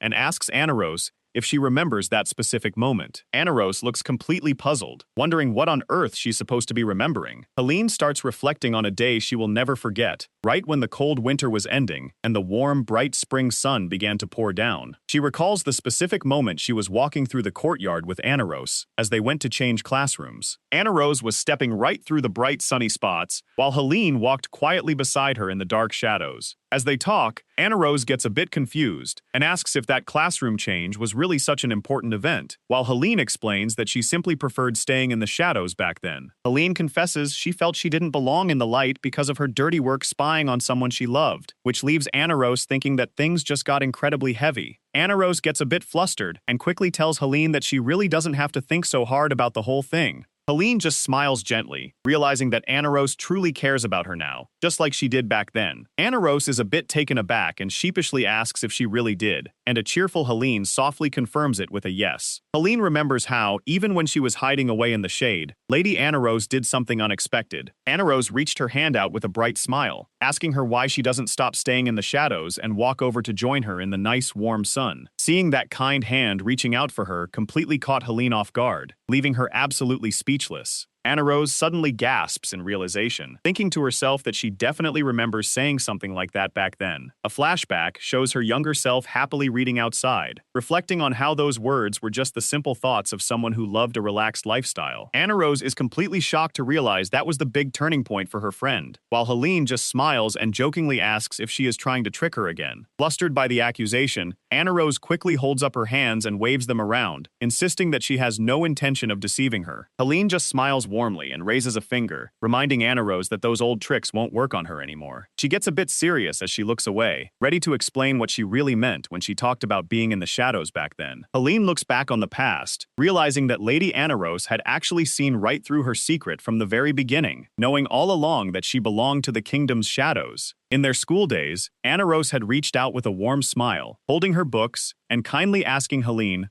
why she didn't just walk on over to join her. Helene points out that those gentle words were meant specifically for her, even though she was active as a spy and betraying her, meaning that Rose had already forgiven her anyway. Rose frantically waves her hands and tries to explain that she has it all wrong, desperately wishing that the people around her would just take her simple words at face value for once. She sighs as she realizes this is exactly like what happened with Celine, who always overanalyzes things in the very same way. Just as Rose is sweating and panicking over the huge misunderstanding, a white-haired man stands nearby and quietly calls out her name, catching her completely off guard. The white-haired man feels deeply touched and asks Rose if she is going to endlessly forgive and save others, which immediately throws her into a panic as she thinks to herself that this overanalyzing is happening all over again. While Rose is trying to find the words to object, Helene looks back and says it must have been really hard for her up until now. This triggers a memory of Helene confessing that she used to look down on Lady Amelia while Rose comforted her. Helene recalls how she thought it was completely foolish for someone with such overwhelming skills to yearn for a man they love and leave their organization. But Helene smiles warmly, explaining that she finally understands those feelings now because being in the dark makes you naturally long for the sun and the light. As Helene leans into a gentle, tearful embrace, she happily concludes that just understanding that is more than enough for her. While the older guys behind her are crying happy tears because they think her heart is so pure, Rose rolls her eyes and silently wishes they would just stop being so dramatic. Taking a deep breath to calm her nerves, Rose decides it is time to change the subject before things get even more out of hand. Rose calls out to Helene and warns her that she is technically on the royal family's side, so staying here forever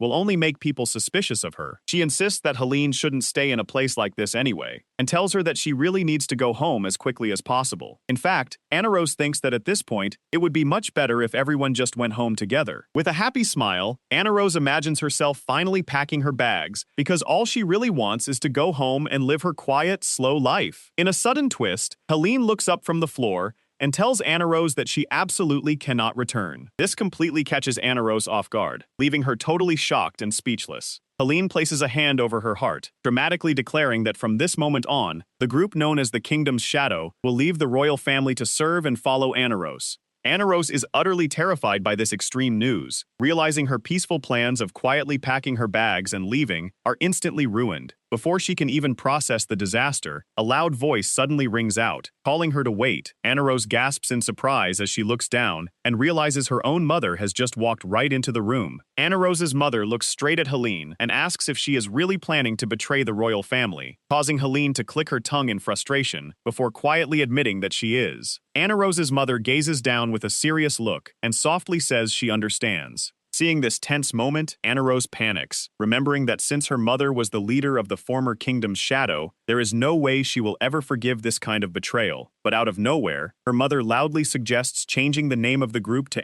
Rose's shadow instead, leaving Rose sweat dropping, while the silver-haired boy realizes this unexpected idea is just a joke. Rose quickly tries to stop her, saying that is not what they are talking about, but her mother proudly points out that an organization's name is actually very important. To make matters more chaotic, Helene thoughtfully agrees with her, forcing a stressed Rose Rosanna to beg her not to side with her mother. Rose's mother thinks that Rose's shadow actually sounds like a pretty cool name for their secret group. Just then, two heavily armed fighters suddenly drop down and kneel right in front of them. Rose completely panics and asks who they are, as Helene calmly explains that her twin followers, both named Layla, are finally here. The twins bow and formally introduce themselves as Layla of Fresh Blood and Layla of Destruction. Hearing those wild titles makes Anna sweat, and she can't help but worry about their super dangerous names and giant weapons. But as she takes a closer look at the twin fighters, she suddenly realizes she recognizes them from the academy. Looking closely at the scary twins, one of them looks back calmly and nods, simply confirming her identity. They explain that they actually snuck into the academy as younger students, leaving Anna in absolute shock that these two terrifying fighters are actually spies. She looks back on how bright and adorable they always acted at school, completely unable to believe such sweet, bubbly underclassmen were secret agents this whole time. With the group assembled, the leader stands up and announces that, following Helene's wish, they are officially leaving the royal family's service together with the entire organization. Seeing that everyone is on board, the older gentleman suggests they start discussing their next steps, and Helene eagerly agrees. However, they suddenly notice Anna standing there looking completely lost, leaving both Helene and the older gentleman totally speechless as they realize she has no idea what is going on. Anna takes a deep breath, realization washing over her as she decides she really needs to organize this crazy situation in her head. First, she remembers that her father was once a legendary hero of the Crane Kingdom, while her mother was actually the former leader of some mysterious, secret group. To make matters more wild, Celine had gone ahead and created the Anna faction, and Helene was apparently heading up a serious fighting organization filled with surprisingly cute underclassmen. Now she holds her head in panic, wondering what in the world is going to happen to her dream of living a nice, quiet, slow life. Meanwhile, Helene turns to the twins and tells them to proceed according to plan, which they instantly and enthusiastically agree to do. Before Anna can even process what is happening, they confidently declare their total loyalty and shout out, wishing glory to her name. Anna is completely stunned when she realizes one of the Leelas has vanished into thin air, prompting Helene to calmly excuse herself. Helene reminds her that as Anna shadow, they will work behind the scenes to disrupt the enemy and support Celine and the others. Anna asks if she is really okay using that embarrassing name, but quickly smiles and waves, telling Helene to be super careful. Suddenly, Anna notices Helene walking over and opening the window, leaving her very confused about what she is doing. Without a second thought, Helene steps right up onto the windowsill, gearing up to make her move. With a quick parting farewell, Helene headfirst dives out of the second-story window, leaving a totally panicked Anna screaming her name in disbelief. Meanwhile, outside the window, the guards shout that a girl has jumped down, while a middle-aged noble looking on with a dark-haired woman remarks that watching her run off like that is nostalgic and reminds him of her younger self. The dark-haired woman looks at him with a soft expression and gently confesses that she felt quite lonely during the time they couldn't see each other. He hugs her close, admitting that seeing her run off brings back fond memories of the night he spent crossing a rugged mountain just to see her. The two lovebirds then look over and jokingly ask if she would prefer a little sister or a little brother, leaving Anna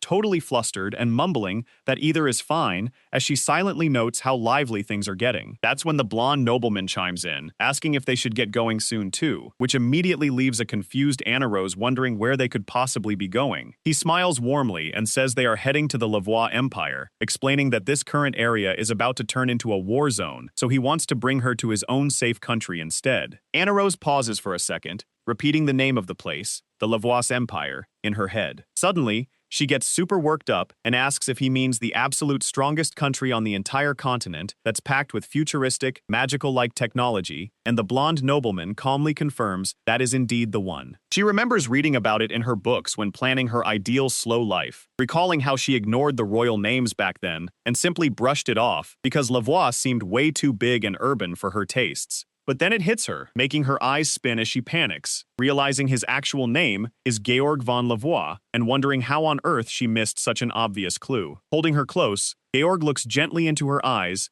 and drops the ultimate bombshell, explaining that he is actually the legitimate child of the Empire, making him the first in line to the throne. Looking at his handsome, smiling face, Anna is completely terrified, thinking to herself that if she ends up marrying someone this important, her quiet, peaceful dream life is totally doomed. While guards take up defensive positions, the sound of loud explosions and the sharp smell of gunpowder fill the air outside. Looking out, they can see that the entire royal capital is caught in flames, and the situation is getting worse by the second. But inside, Anna is completely distracted because standing right in front of her is an incredibly talented, handsome prince. This is Georg, the prince of the powerful Lavois Empire, who looks directly at her and asks her to become his fiancée. Anna is completely stunned, realizing that against all odds, she has actually just received a marriage proposal from him, which means things are about to get very complicated. She sighs in defeat, realizing that even if her current engagement with Lord Bells is officially broken off, she won't be getting any of the compensation she was hoping for. Anna Rose clutches her head, getting a massive headache as she wonders how on earth things managed to go this wrong. As she laments that her dreams of a carefree, slow life are completely crumbling, a worried Georg asks her what is wrong. She covers her face, completely overwhelmed, and confesses that this whole situation is just way too much for her to handle. All of a sudden,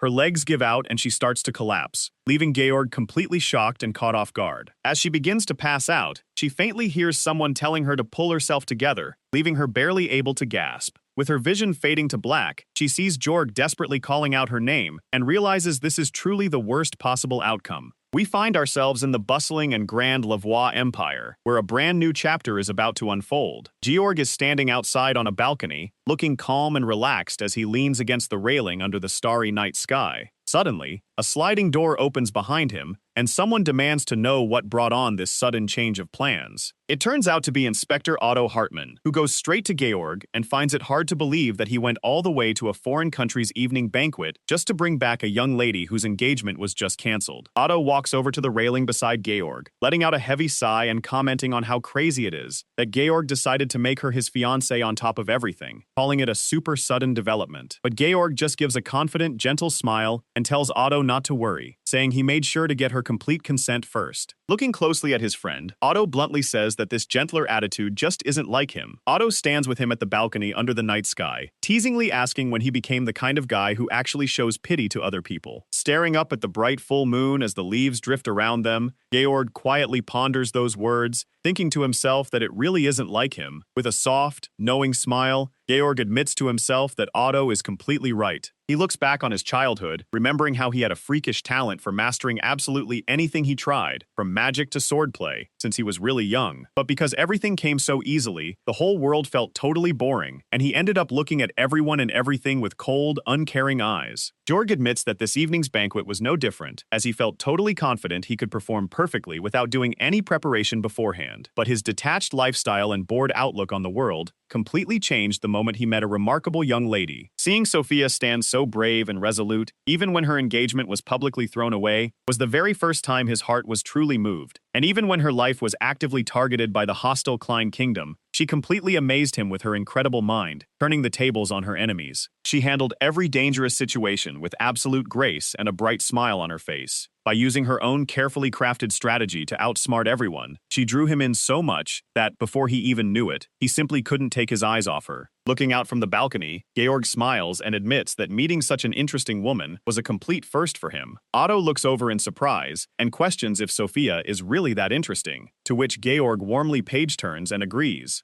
Georg gazes into the night, softly saying that Sophia is truly incredible, and he honestly feels like he can never catch up to her. Otto stares at his friend with a soft expression, noting that it has been a really long time since he last saw Georg look so genuinely amused. Suddenly remembering something, Otto looks up from his documents and points out that the venue chosen for the engagement announcement is in a very far-off remote location, asking Georg if he is actually sure about this plan. Instead of worrying, Georg simply turns back with a smug grin and asks if that does not make it even more interesting, leaving Otto totally confused. Georg explains that she actually requested it herself, which only makes Otto wonder why on earth she would choose a rundown mansion on the outskirts of the capital. Georg admits he has no idea what her true intentions are, but he smiles and says he will go take a look next time anyway. Georg jokingly adds that he wouldn't be surprised if the place turns out to be a bandit hideout, leaving Otto to sweat and wonder if it could really be something as wild as that. Otto points out that it is not very often you find someone who constantly exceeds your expectations, to which Georg thoughtfully asks if he really thinks so. Curious about the future, Otto looks at Georg and asks what he would do if she manages to exceed his expectations even further. Georg simply smiles warmly at the thought, softly replying that if she actually does that, Georg continues his train of thought, realizing that if Sophia truly has the power to surprise and entertain him beyond his wildest dreams, then at the very least, he knows exactly what he has to do. He looks on with a soft blush, completely determined to never ever let her go. Meanwhile, back in the capital, A written report details how the royalist faction led by Bells and the Aneros faction fought a massive, decisive battle right after Lady Aneros left the Klein Kingdom. Even though the royalist faction had way more soldiers on their side, the Aneros faction fought like absolute lions against them, and in the middle of all the chaos, a sword suddenly slices right past a terrified noble's neck, leaving him completely frozen. They quickly corner their enemies, declaring that their time is over, and the Aneros faction secures a huge victory. Reading the report, Sophia is totally shocked to learn that this whole civil war wrapped up in just 3 short days. But then, she thinks about the scary strong people involved and figures lasting 3 days against them is actually pretty impressive. Now everyone is waiting to see what kind of punishment Prince Belzy and Lady Mary will face for starting all this chaos. Right now, the court is completely split on whether they should execute them on the spot or banish them to a quiet life on the frontier. Sophia realized that since those two completely lack the personality to survive a quiet lifestyle, being banished might actually be a fate worse than death. To make matters more hilarious, there is apparently a massive pushback in the kingdom to build a bronze statue of Lady Aneros, which the lady herself absolutely begs them not to do. Closing up her drawer, Sophia sighs and admits that she is honestly terrified of the next time she has to return to the Kingdom of Klein. Looking around her spacious, beautiful quarters, Sophia thinks about how His Highness even prepared such a magnificent room for someone like her. She looks down at her elegant gown, noting that he even went out of his way to pick out gorgeous dresses for her before she even realized it. She tightly grips her dress, feeling incredibly grateful for all his kindness. But there is still a catch. With a determined look on her face, Sophia notes that all of this wonderful treatment is bound to go to waste soon enough anyway. But Sophia isn't worried at all, because she secretly has a perfect plan to turn her whole situation around. You see, her home country of Klein is a complete disaster zone right now because of the civil war. Since the guy who foolishly broke off their engagement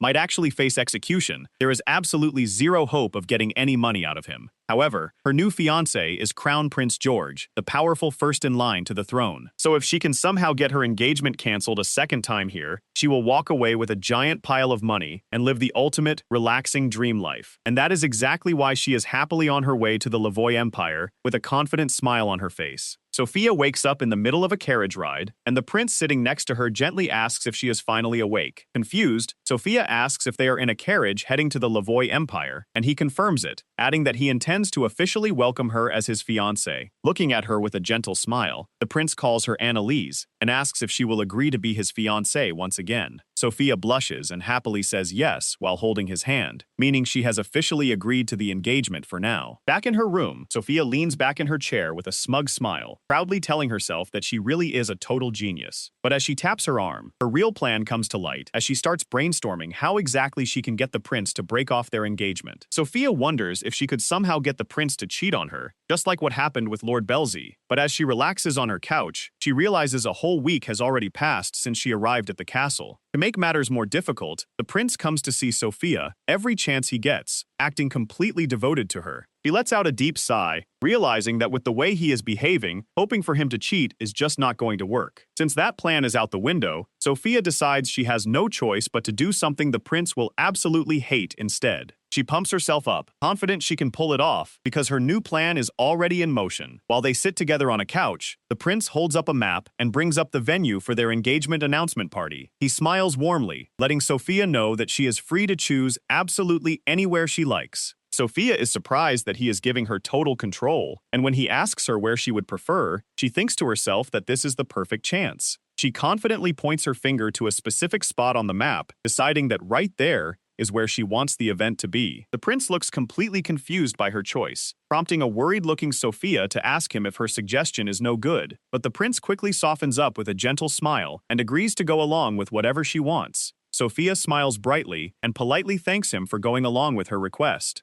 In reality, the place she picked is on the outskirts of the capital, and it is a complete mess filled with old, broken-down mansions that look totally haunted. She is absolutely certain there is no way a prince would ever want to present his future wife to the world in a terrible place like that. With that in mind, the butler informs Sophia that His Highness is out inspecting the site today and should be back by evening. Sophia giggles to herself, predicting he will be home any second now and will most likely storm into her room feeling super irritated and angry over the location. She gets incredibly excited, realizing this is her perfect chance to hit him with the one thing he hates most, right when he is at his absolute worst. Sophia, who is currently going by the name Anne, is waiting in her room when a knock on the door comes with the prince, asking if he can come in. Thrilled that her target has finally arrived, Sophia says yes and prepares herself to start the mission. Prince Leon steps into the room with a serious expression and says there is something he wants to talk to her about. But before he can even finish his sentence, Sophia runs up and throws her arms around him, telling him she missed him so much. As she hugs him close, Sophia remembers how another woman, Lady Mary, tried to show off her attractive figure to the prince at an evening party. She recalls that Prince Leon had a look of complete disgust on his face back then, and she wonders what will happen next.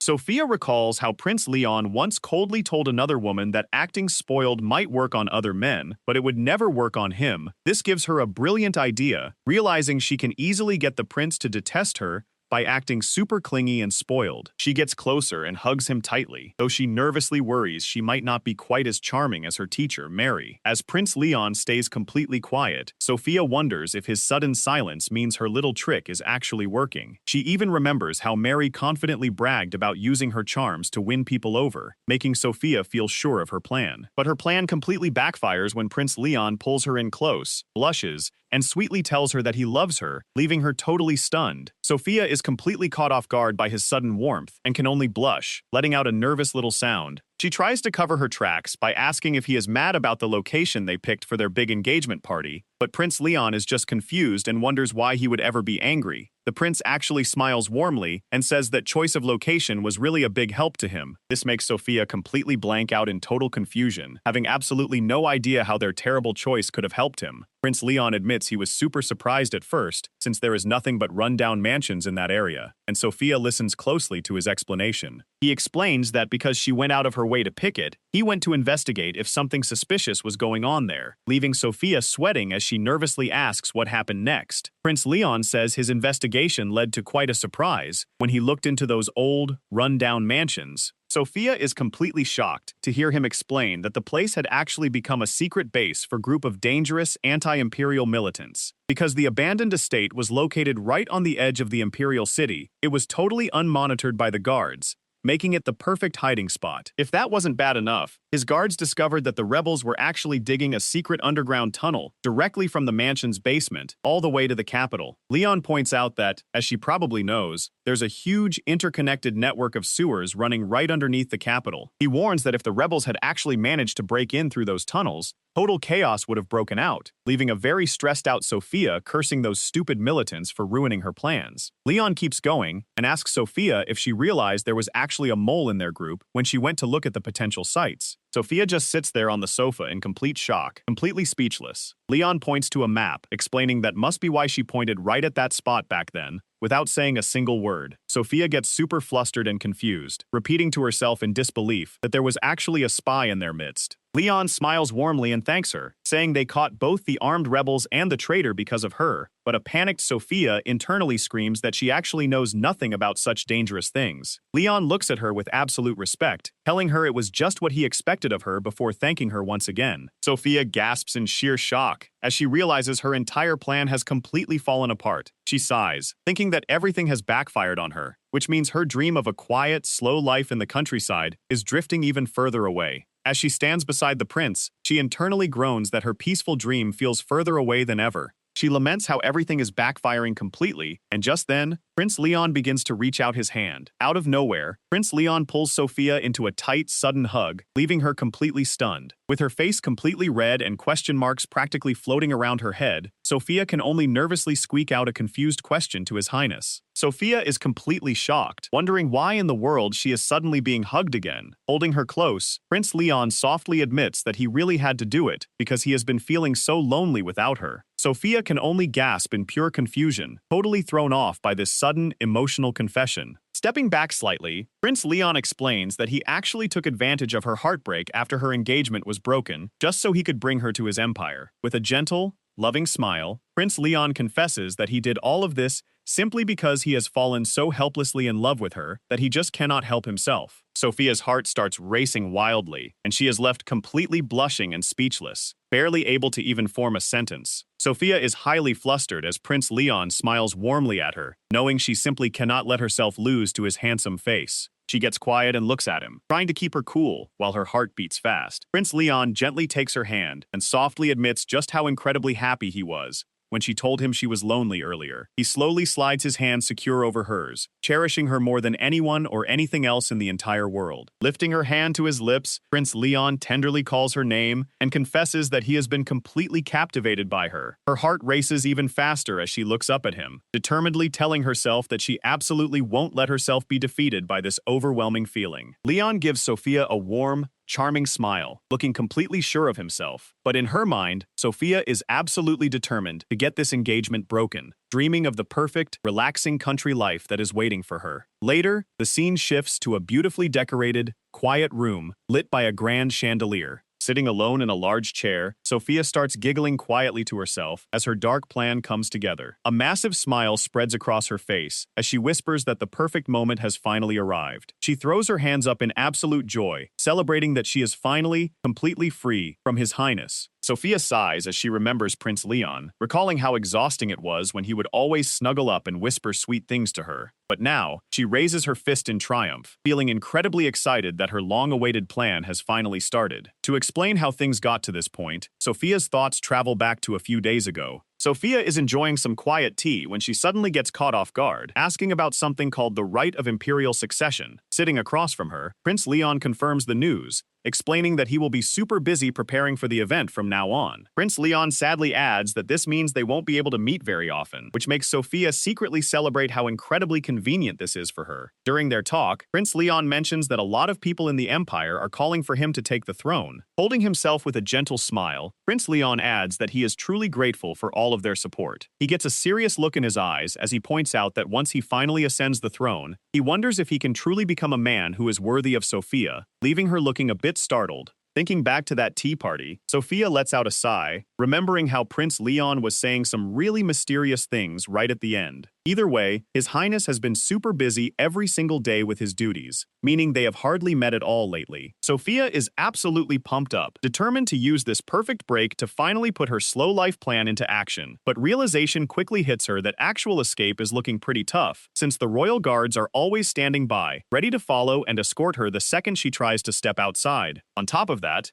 there is the simple fact that this massive castle is just way too giant to easily sneak away from. So she realizes she needs a different approach, and decides she will just build her own little paradise right inside the castle grounds, recalling how Prince Leon happily gave her total freedom to do whatever she wanted with the courtyard. Our girl is already daydreaming about her perfect setup, imagining herself relaxing out in nature all day and enjoying a nice drink on her balcony at night for the ultimate cozy lifestyle. Sophia walks over to the window and thinks about how this new style is something she could only come up with because she came here. Suddenly, she is interrupted by a soft knocking sound at her window. One of the castle maids politely steps in, explaining that it is almost time for dinner. This is Rita, one of the helpful maids looking after Sophia. Sophia calls out to Rita and thanks her, promising that she will be there very soon. Rita smiles warmly and says she will be waiting for her, leaving Sophia to finish up with a gentle smile on her face. Sophia remembers how the prince used to gently take her hand, smilingly telling her it was dinner time and asking to walk together. But that sweet memory only makes her sad now, and she sighs, thinking about how His Highness used to always pick her up, but realizing he is probably not coming tonight either. Still feeling down, she looks around completely confused, wondering what that strange sound was just now. Outside in the hallway, someone is busily wiping down the glass windows with a clean cloth. It turns out to be Rita, who whispers to her fellow maid that Lady Annalise is such a quiet person. The other maid sweeps the floor and readily agrees,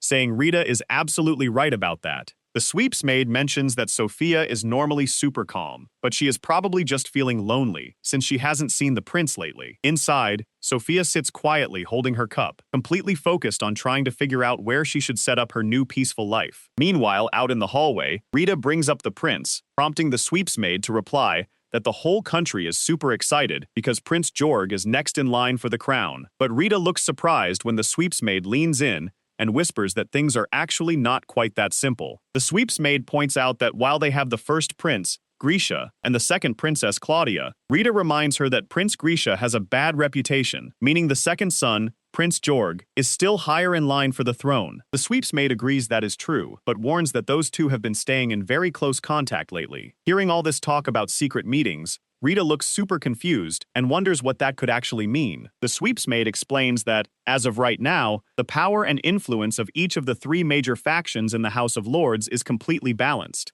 She points out that Prince Jorg is only first in line for the throne because of his superior character and clean reputation, but she warns that if Prince Grisha and Princess Claudia decide to join forces, they will easily have more power than Prince Georg, which leaves her wondering what would happen in that case. Gulping nervously, Rita begins to feel really tense and asks what would happen if they actually teamed up. Under the quiet night sky, the sweeps maid worries that this upcoming succession ceremony might turn out to be incredibly wild and chaotic. Inside a quiet meeting room, Prince Georg sits at a round table with a group of elderly nobles to discuss some very important matters. With a serious look on his face, Prince Georg brings up how his father, the Emperor, is currently not doing well at all. Because of this, he explains that their House of Lords is already moving forward with preparations for who will take over the throne next. But unfortunately, he reveals that word of their plans has somehow leaked to his brother and sister, and it looks like they have already started making their own moves. Hearing this, one of the shocked lords asks if such a leak is even possible, insisting they have been extremely careful with how they handle secret information. If a secret of this size has actually gotten out, it means they might have a major problem on their hands. Prince Georg calmly tells them to stop, saying he has no plans to hunt for a culprit because he deeply trusts everyone in the room. One of the older lords, looking super nervous in his glasses, quickly bows his head and offers a worried apology. An elderly lord with glasses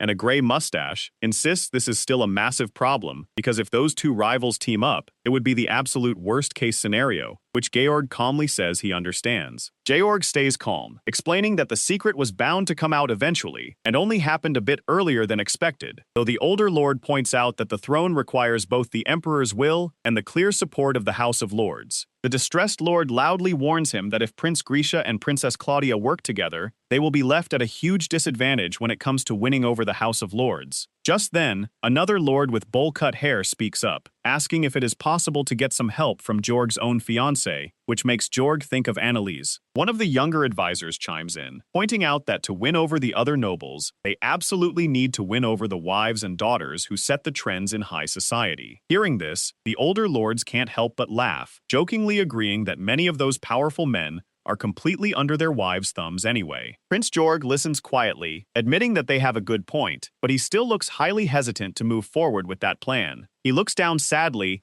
and makes it clear that the one thing he absolutely wants to avoid is getting his fiancée, Anneliese, mixed up in this mess. His advisors are left completely speechless by his protective attitude, softly murmuring his name in mild disbelief. Even though Prince Georg wants to shield her, he secretly knows deep down that Anneliese's brilliant mind is exactly what they need to get through this crisis. But Prince Georg hesitates, clenching his hands tightly as he thinks about his fiancée. He looks down with a serious expression, saying that even with everything at stake, she is the one person he absolutely does not want to involve in these political struggles. Seeing his protective reaction, the older noble with the glasses realizes she must be incredibly precious to the prince. A soft, warm smile spreads across Georg's face as he quietly agrees. The older noble says that if she is the one His Highness chose, she must be a truly wonderful lady, and hopes that the prince will introduce her to him someday. Georg gladly promises that he definitely will. He plans to wait until after this ceremony is over. The lords watch in silence as Prince Georg quietly walks away from his guests. Stepping out onto the balcony, the prince lets out a gentle smile, away from the busy party. He looks up at the starry sky, wondering if it's a full moon tonight. With a fond look in his eyes, Prince Georg quietly wonders if Anne is staring up at the very same moon right now. Knowing how sweet and kind-hearted she is, he just can't help but think of her as he gazes into the night. Prince Georg stares up at the sky, wondering if his sweet fiancée is somewhere out there under the same moon, holding her hands together in prayer. He looks off into the distance with a gentle smile, secretly hoping that if she is praying, he is one of the people she is thinking about. Back in her room, Anne is indeed looking extremely soft and happy as she stands in her dress with her hands folded together, but her peaceful expression instantly shatters into pure panic as a dark shadow falls over her face. She collapses onto her bed in complete despair, crying out that she is doomed because the Lavoy territory is just way too massive for her to handle. Hoping to clear her head, she brings up an idea to her maid, who looks quite surprised, and asks if she really wants to go explore the castle right now. To help Anne clear her head, the maid immediately offers to go prepare a carriage for their trip, but Anne waves her hands and laughs, saying she has no use for a carriage, which leaves the maid completely confused. Looking out at the massive garden, Anne remembers how endlessly huge this castle really is, and sighs that she can't even see the end of it. She holds her hand near her face with a worried expression, realizing that she absolutely cannot handle all of this work alone. She gets quiet, letting the thought of how impossible it is to do everything by herself really sink in. Suddenly, a brilliant idea hits her, and she excitedly realizes that what she needs to pull off her slow life is helpers, or, in other words, her own subordinates. To make her dream of a lazy life come true, Anne closes her eyes and begins to pray with all her heart. She secretly wishes to find a nice helper, or rather, a hard-working subordinate who will do all the heavy lifting for her. Deep in thought, she stares out of the window as the full moon shines down on the quiet castle. By the very next morning, she is already taking action and setting up a meeting to get some help. She sits down at a table with an elegant-looking man who listens carefully, nodding along with her request. This man is David, and with a warm smile, he confirms if she is indeed looking to hire a personal attendant. Anne smiles warmly and happily confirms that yes, is exactly what she wants. She explains that she really wants to know more about this country, so she is thinking of exploring all over the place. She gracefully takes a sip of her tea, adding that she thought it would be super helpful to have a servant, before quickly correcting herself to say an attendant. David gently smiles, placing his hand over his chest to let her know he completely understands her request. Hearing that he is on board, Anne is absolutely thrilled and celebrates the good news. Looking back, she remembers how exhausted she was from the long ride, constantly asking if they were there yet, but she realizes the bumpy carriage trip was totally worth it to get her ideal helper. We see the grand mansion of Georg, situated right in the heart of the Lavoy Castle's Leo Palace, with the central castle grounds also serving as home to various imperial relatives and important national buildings. Stepping inside, Anne is completely amazed by the sheer scale of the place, nervously sweating as she sips some tea and remarks on just how incredibly spacious it is. But seeing her look a little overwhelmed, David gently steps in and warmly tells her not to look so downcast. His sudden words catch Anne completely off guard, making her tilt her head in surprise. David keeps his gentle smile and calls her out, saying he knows she actually wanted to see His Highness. This completely shocks Anne, leaving her staring back at him in total disbelief. David explains that while he wants to grant her request, it is an extremely busy and important time right now. Anne waves her hands and laughs, insisting that she is completely fine and was not even paying attention to that. They sit together at the table, and David asks her if she has any specific ideas in mind when it comes to her new helper. Anne looks back at him with a surprised expression, repeating the word requests to herself. David nods with a warm smile, telling her that is correct and offering to give her some examples. He then suggests with a teasing grin that perhaps she is looking for someone super good looking. David takes a sip from his teacup and playfully suggests that maybe Anne wants an assistant with blonde hair and eyes just like His Highness. But Anne immediately shuts that idea down, asserting that good looks are completely unnecessary, leaving David totally surprised by her quick rejection.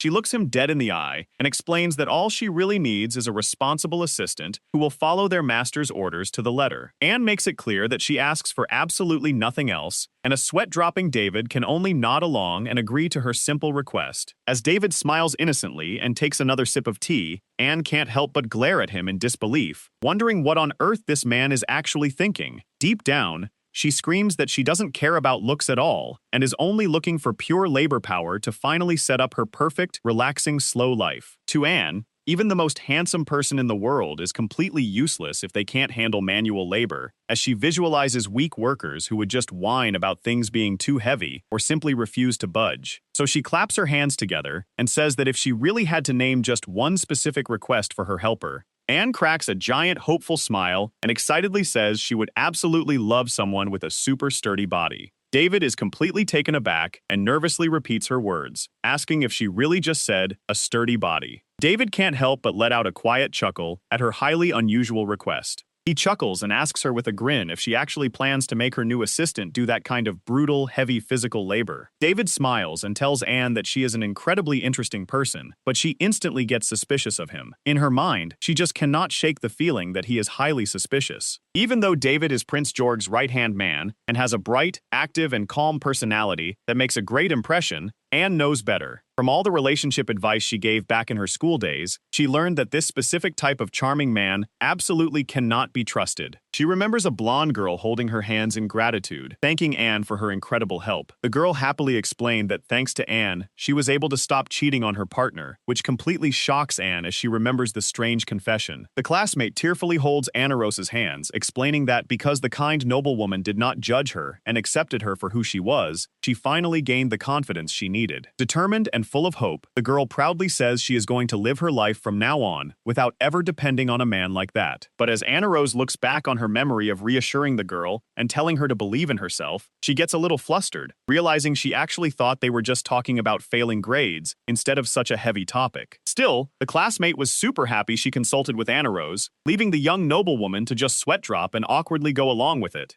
Word of her advice quickly spread like wildfire, and before she knew it, relationship consultations increased so much that they had to limit the time to just one session per person to handle the massive crowd of girls waiting in line. Listening to all those girls, Anaros learned that men who act totally harmless and smile on the outside are often two-timing their fiancés, or even having affairs behind their wives' backs. Anaros thinks about how these dishonest guys would even bring home women they just met at a ball. They really are the type to commit all kinds of awful misdeeds while putting on a sweet face. Her thoughts are cut short when someone suddenly asks if something is wrong. Anaros quickly snaps out of it, smiling as she says she was just feeling grateful for Lord David's kindness. She thanks him for showing so much concern about her current situation with the prince. But out of nowhere, he reaches out, gently takes her hand, and asks if she is feeling lonely. Lord David looks closely at Anaros and reassures her that he is always available to talk whenever she needs someone. Anaros politely thanks him while carefully drawing her hand back to break his grasp. With a beautiful, bright smile, she happily says she will leave the matter of finding her new attendant entirely in his hands. Shortly after their meeting, Lord David stands by the window, watching her carriage roll away. He lets out a smug grin, quietly repeating her words about good looks not being a requirement. Reflecting on high society, he realizes that an attendant shows off a family's high status, so nobles naturally look for someone with the right handsome face to accompany a young lady. Lord David thinks back to her remark about looks not being necessary, admitting he initially wrote her off as just another fool swept up by the prince's charms. Touch of his chin, he smiles to himself and finds this sudden turn of events absolutely fascinating. He gazes out the window, lost in thought as he gently touches his neck, still feeling the lingering impression of her presence. He starts to wonder if that look on Anaros's face meant she actually saw right through his act and figured out his true nature. Resting his hand against the window pane, he realizes that if she did catch on, then she completely deserves her reputation for having a godlike mind. Lord David simply stands by the window, watching her depart with a quiet, knowing smile. Looking down, Lord David suddenly remembers that he completely forgot to deliver Prince George's letter to Anaros. He finds it highly unusual, noting this is actually the very first time the prince has ever sent a letter to a woman. Turning his back, Lord David sighs at how the prince has put him in a tough spot and begins to wonder how he should dispose of it. But he quickly brushes it off, smiling to himself at the thought that Anaros is a target who definitely won't let him get bored. His eyes narrow with excitement as he challenges her in his mind to a battle of wits to see whose intellect is truly superior. In the end, Lord David decides he will judge for himself whether she is truly a woman worthy of the prince.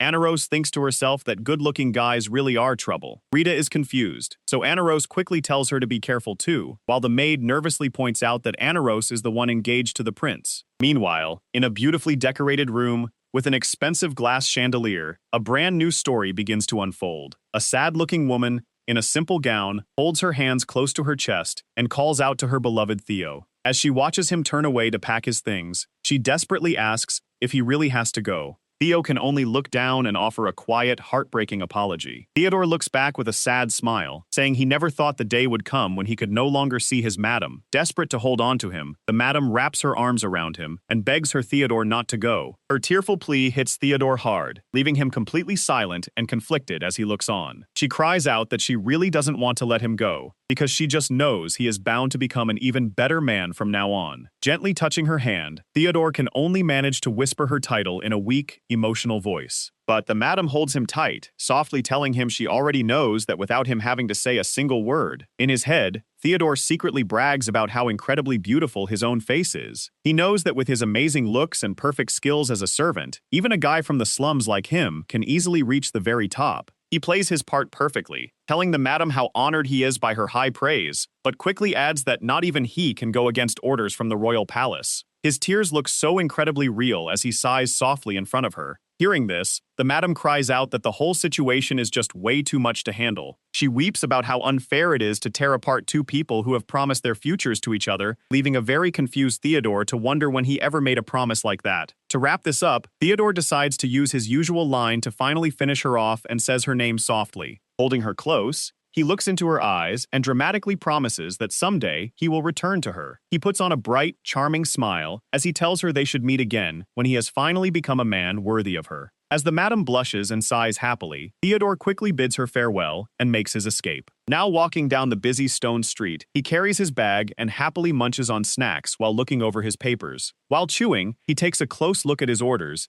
and realizes the next person he has to serve is Anna Rose von Pellegrit. Taking a bite of his snack, Theodore thinks about his next target, a woman who somehow caught Prince Georg's attention and ended up living in the royal palace. He assumes she probably used her charms to get herself engaged, meaning it will be super easy to win her over if she is that kind of person. Now, looking over his notes, he wonders what kind of helper his new boss is actually looking for. As he walks down the stone path, he keeps guessing if she just wants a conversation partner, a little taste of romance, or maybe someone she can spoil. Either way, he tosses his apple core aside, confident he can play the role of the perfect attendant no matter what she asks of him. A stray cat meows as it discovers the apple core, while Theodore's mind focuses on what he will get in return for his hard work. Walking up to the massive palace, Theodore looks around at the fancy towers and tells himself that he always gets the things he wants. He holds onto his mission letter with a confident smile, swearing that he is going to take absolutely everything from his target. Meanwhile, inside the castle, Lady Anna Rose von Pellegrit stands holding a book, looking quite thoughtful as someone calls out her name. Her personal maid gently bows and lets her know it is almost time for the new attendant to arrive, which catches Anna Rose by surprise. Seeing her mistress perk up, the personal maid points out how happy she looks, and Anna Rose gladly agrees. Anna Rose beams with a bright smile, clutching her book as she happily explains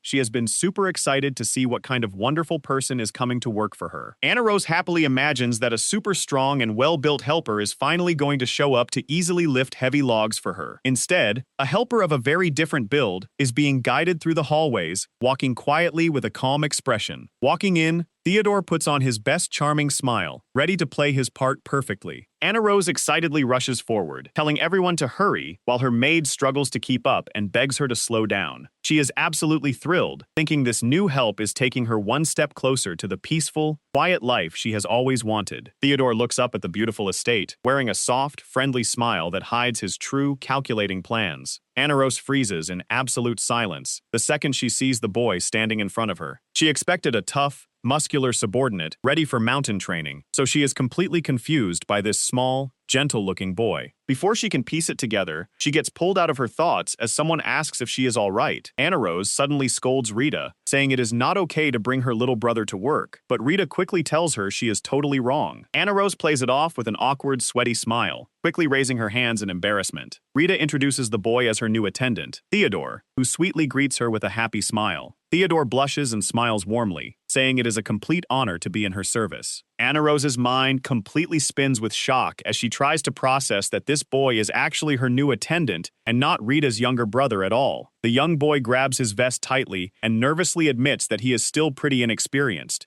But then Theodore flashes another bright, cheerful smile and promises that he will still do his absolute best for her. Anna Rose nervously sighs and welcomes him, saying the pleasure is all hers, while silently crying inside because she has just lost her dream of having powerful labor force on the estate. 2 weeks quickly fly by since Theodore first arrived to work at the mansion. Anna Rose clutches her book tightly, cursing David in her head and calling him a plain-faced fraud. She gets worked up thinking about how she got an attendant who is the exact opposite of the tough houseworker she actually asked for. Thinking back to how David confidently told her to leave it to him, she grumbles to herself that this is exactly why men like him cannot be trusted. Her angry thoughts are cut short by a knock on the window, making her look up and invite them in. Anna Rose turns her head as the door pops open, hearing her name called out enthusiastically. It is Theodore standing there, with a bright, cheerful smile, eagerly asking if she would like to join him for some tea. Anna Rose smiles and says, "That sounds lovely." But on the inside, she's laughing about how Theodore manages to look like he's surrounded by flowers again. Before he can step in,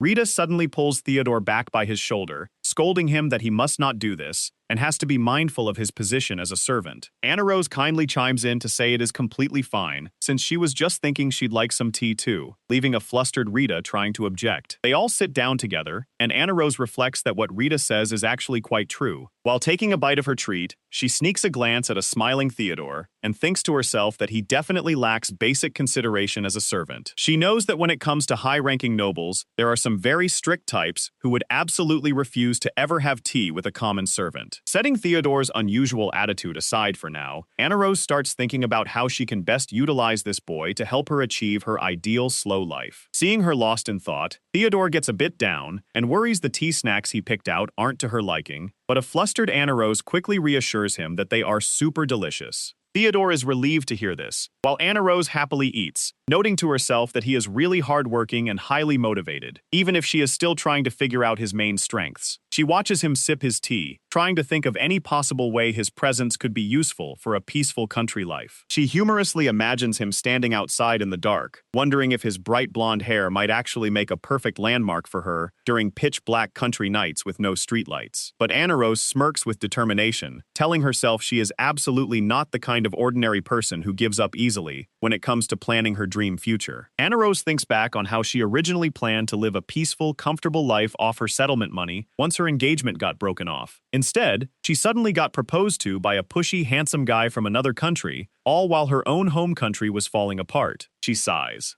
looking back on how her life has been a non-stop roller coaster of crazy ups and downs. But as she takes a quiet sip of her tea, she decides she is definitely not going to kick Theodore out just yet. She looks over at him smiling with his snack, realizing she shouldn't give up on him just because he seems a little useless right now. Anna Rose gets a sly look on her face and decides that even if Theodore is a weakling today, she will simply train him up until he becomes a fantastic helper. Anna Rose pauses for a moment, while Theodore is snacking, before telling him that she has a suggestion. With a warm smile, she asks if they should start studying together from now on, leaving him completely surprised. A nearby maid overhears them and gets extremely nervous, wondering if they are studying complex things like economics or investment. As she admits, she never received that kind of high-level education. But Anna Rose claps her hands together happily, saying they should start right away because she is sure it will be really good for him. As they stand together, Anna Rose smiles and decides where they should begin. She gets a smug look on her face as she plots to have Theodore work on increasing the funds for their quiet country life. Anna Rose excitedly explains that studying world geography and nature is super interesting, insisting it will completely benefit Theodore, who can only offer a nervous agreement. Deep down, she is secretly grinning, thinking that this knowledge will make it much easier for him to find them a perfect, cozy place for their peaceful country life. She then pushes her lessons further by telling him he needs to master survival skills, again promising it is all strictly for his own good, while a sweated-out Theodore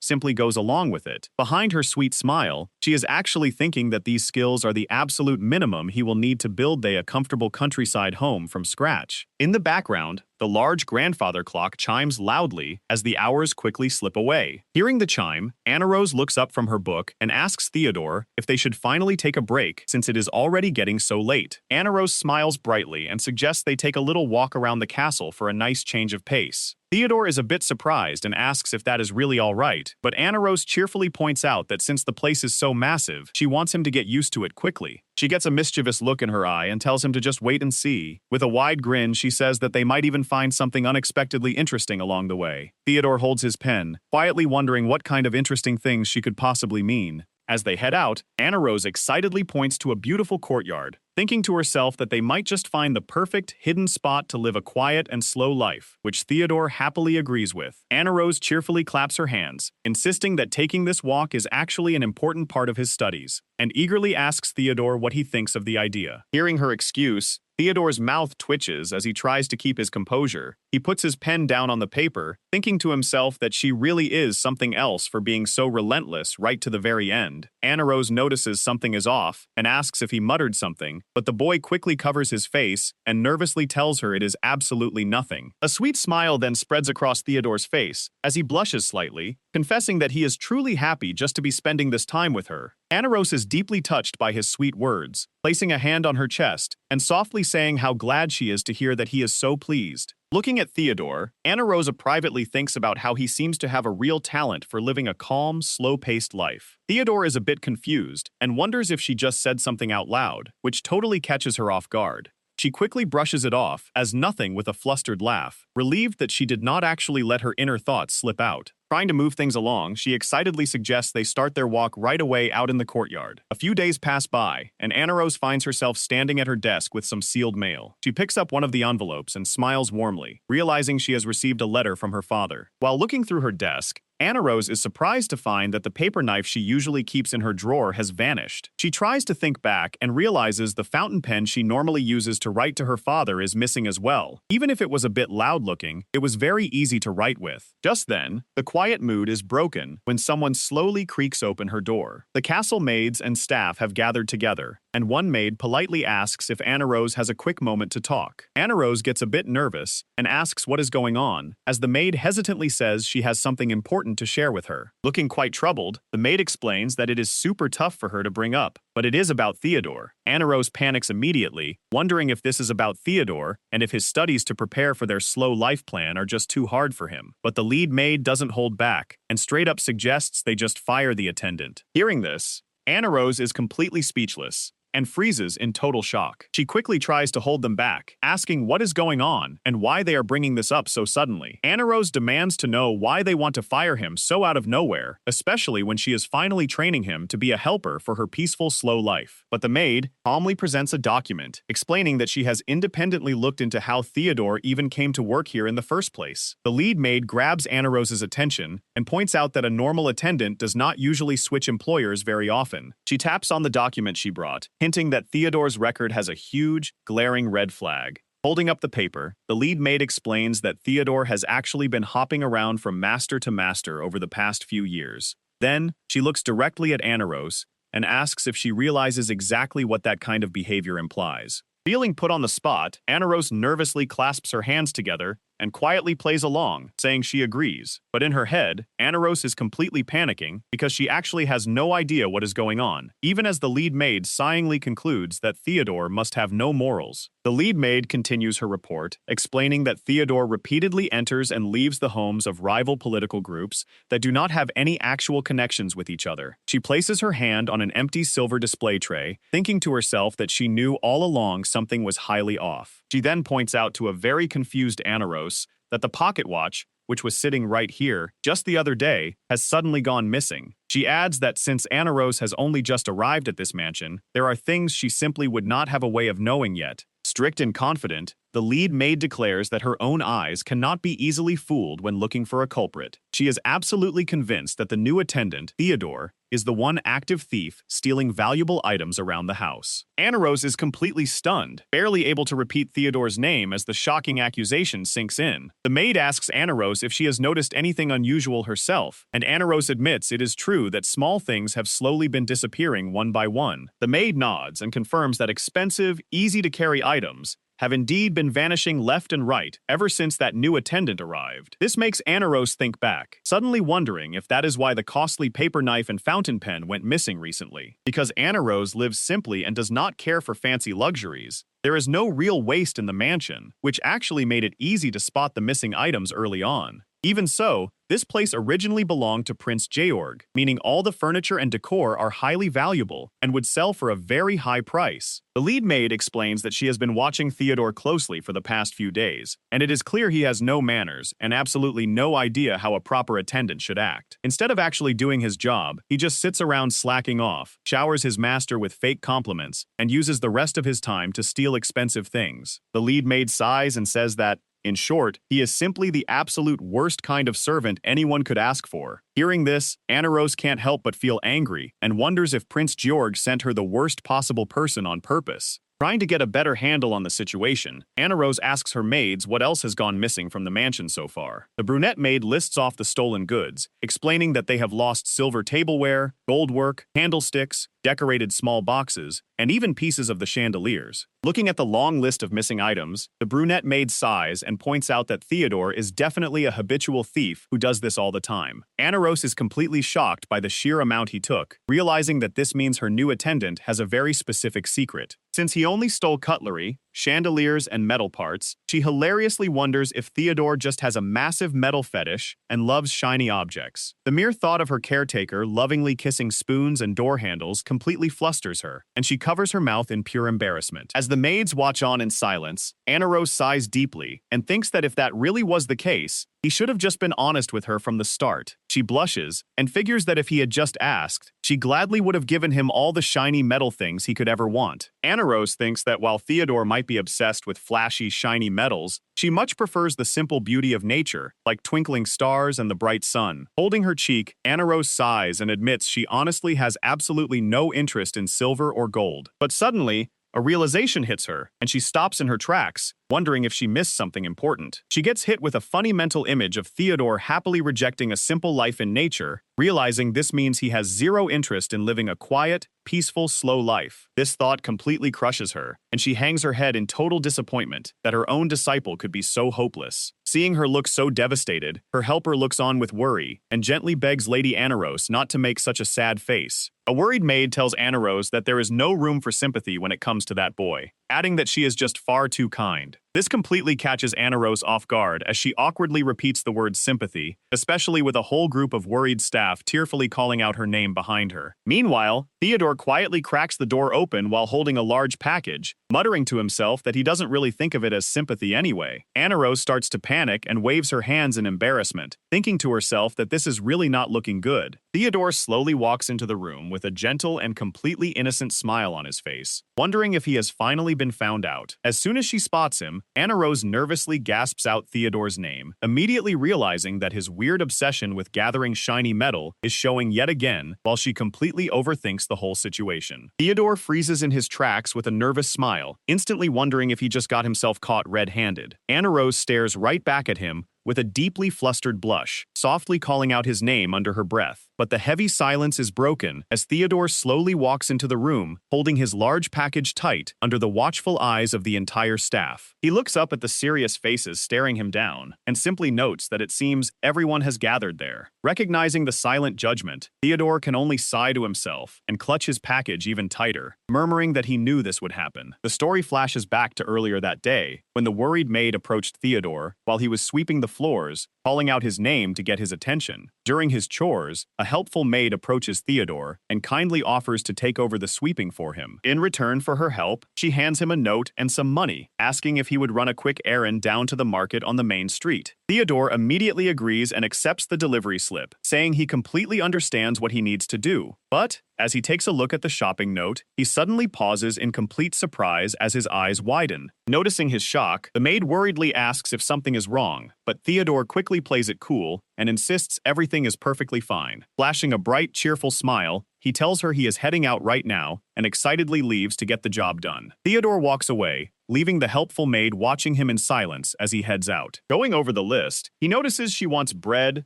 tomatoes, onions, and eggs, which makes no sense because he knows they already have plenty of those in stock. Convinced something is off, he also feels it is super weird for them to suddenly throw an errand like this at a complete newcomer. He pauses for a second, thinking hard about what is really going on behind this sudden task. Since things feel fishy, he decides he had better finish this up quickly and get back. But before he can even make his move, he finds himself face to face with a long-haired young lady, realizing he got caught a lot sooner than he expected. Theodore realizes he's in trouble, thinking to himself that he only planned on taking items no one would ever notice. He looks at the long-haired young lady and wonders if she is actually way smarter and sharper than she looks. Desperate to keep up his polite act, Theodore forces a gentle smile to hide his growing nerves. But his calm face only makes the helpful maid glare at him with absolute shock and anger. The helpful maid snaps, yelling out in anger at how he could possibly dare to act like this. But before things can get any worse, the long-haired young lady puts a hand out to stop her, telling Rita to wait. Looking completely heartbroken, the long-haired young lady stares at Theodore and asks him why he would do such a thing. She looks him in the eyes and gently tells him he didn't have to go through with this, if he had only spoken up and said something to her. Hearing her words, Theodore keeps his head down and bitterly mutters to himself, questioning what would have changed even if he had said something. He looks up and coldly asks her what exactly she could have possibly done for him. The young lady clenches her hands tightly against her dress and struggles to find the words to answer him. Theodore clutches his bag of groceries tightly, telling her that she only says things like that because she lives in a world of wealth and privilege. He mutters bitterly that someone like him could never hope to be understood by her. With tears in his eyes, Theodore snaps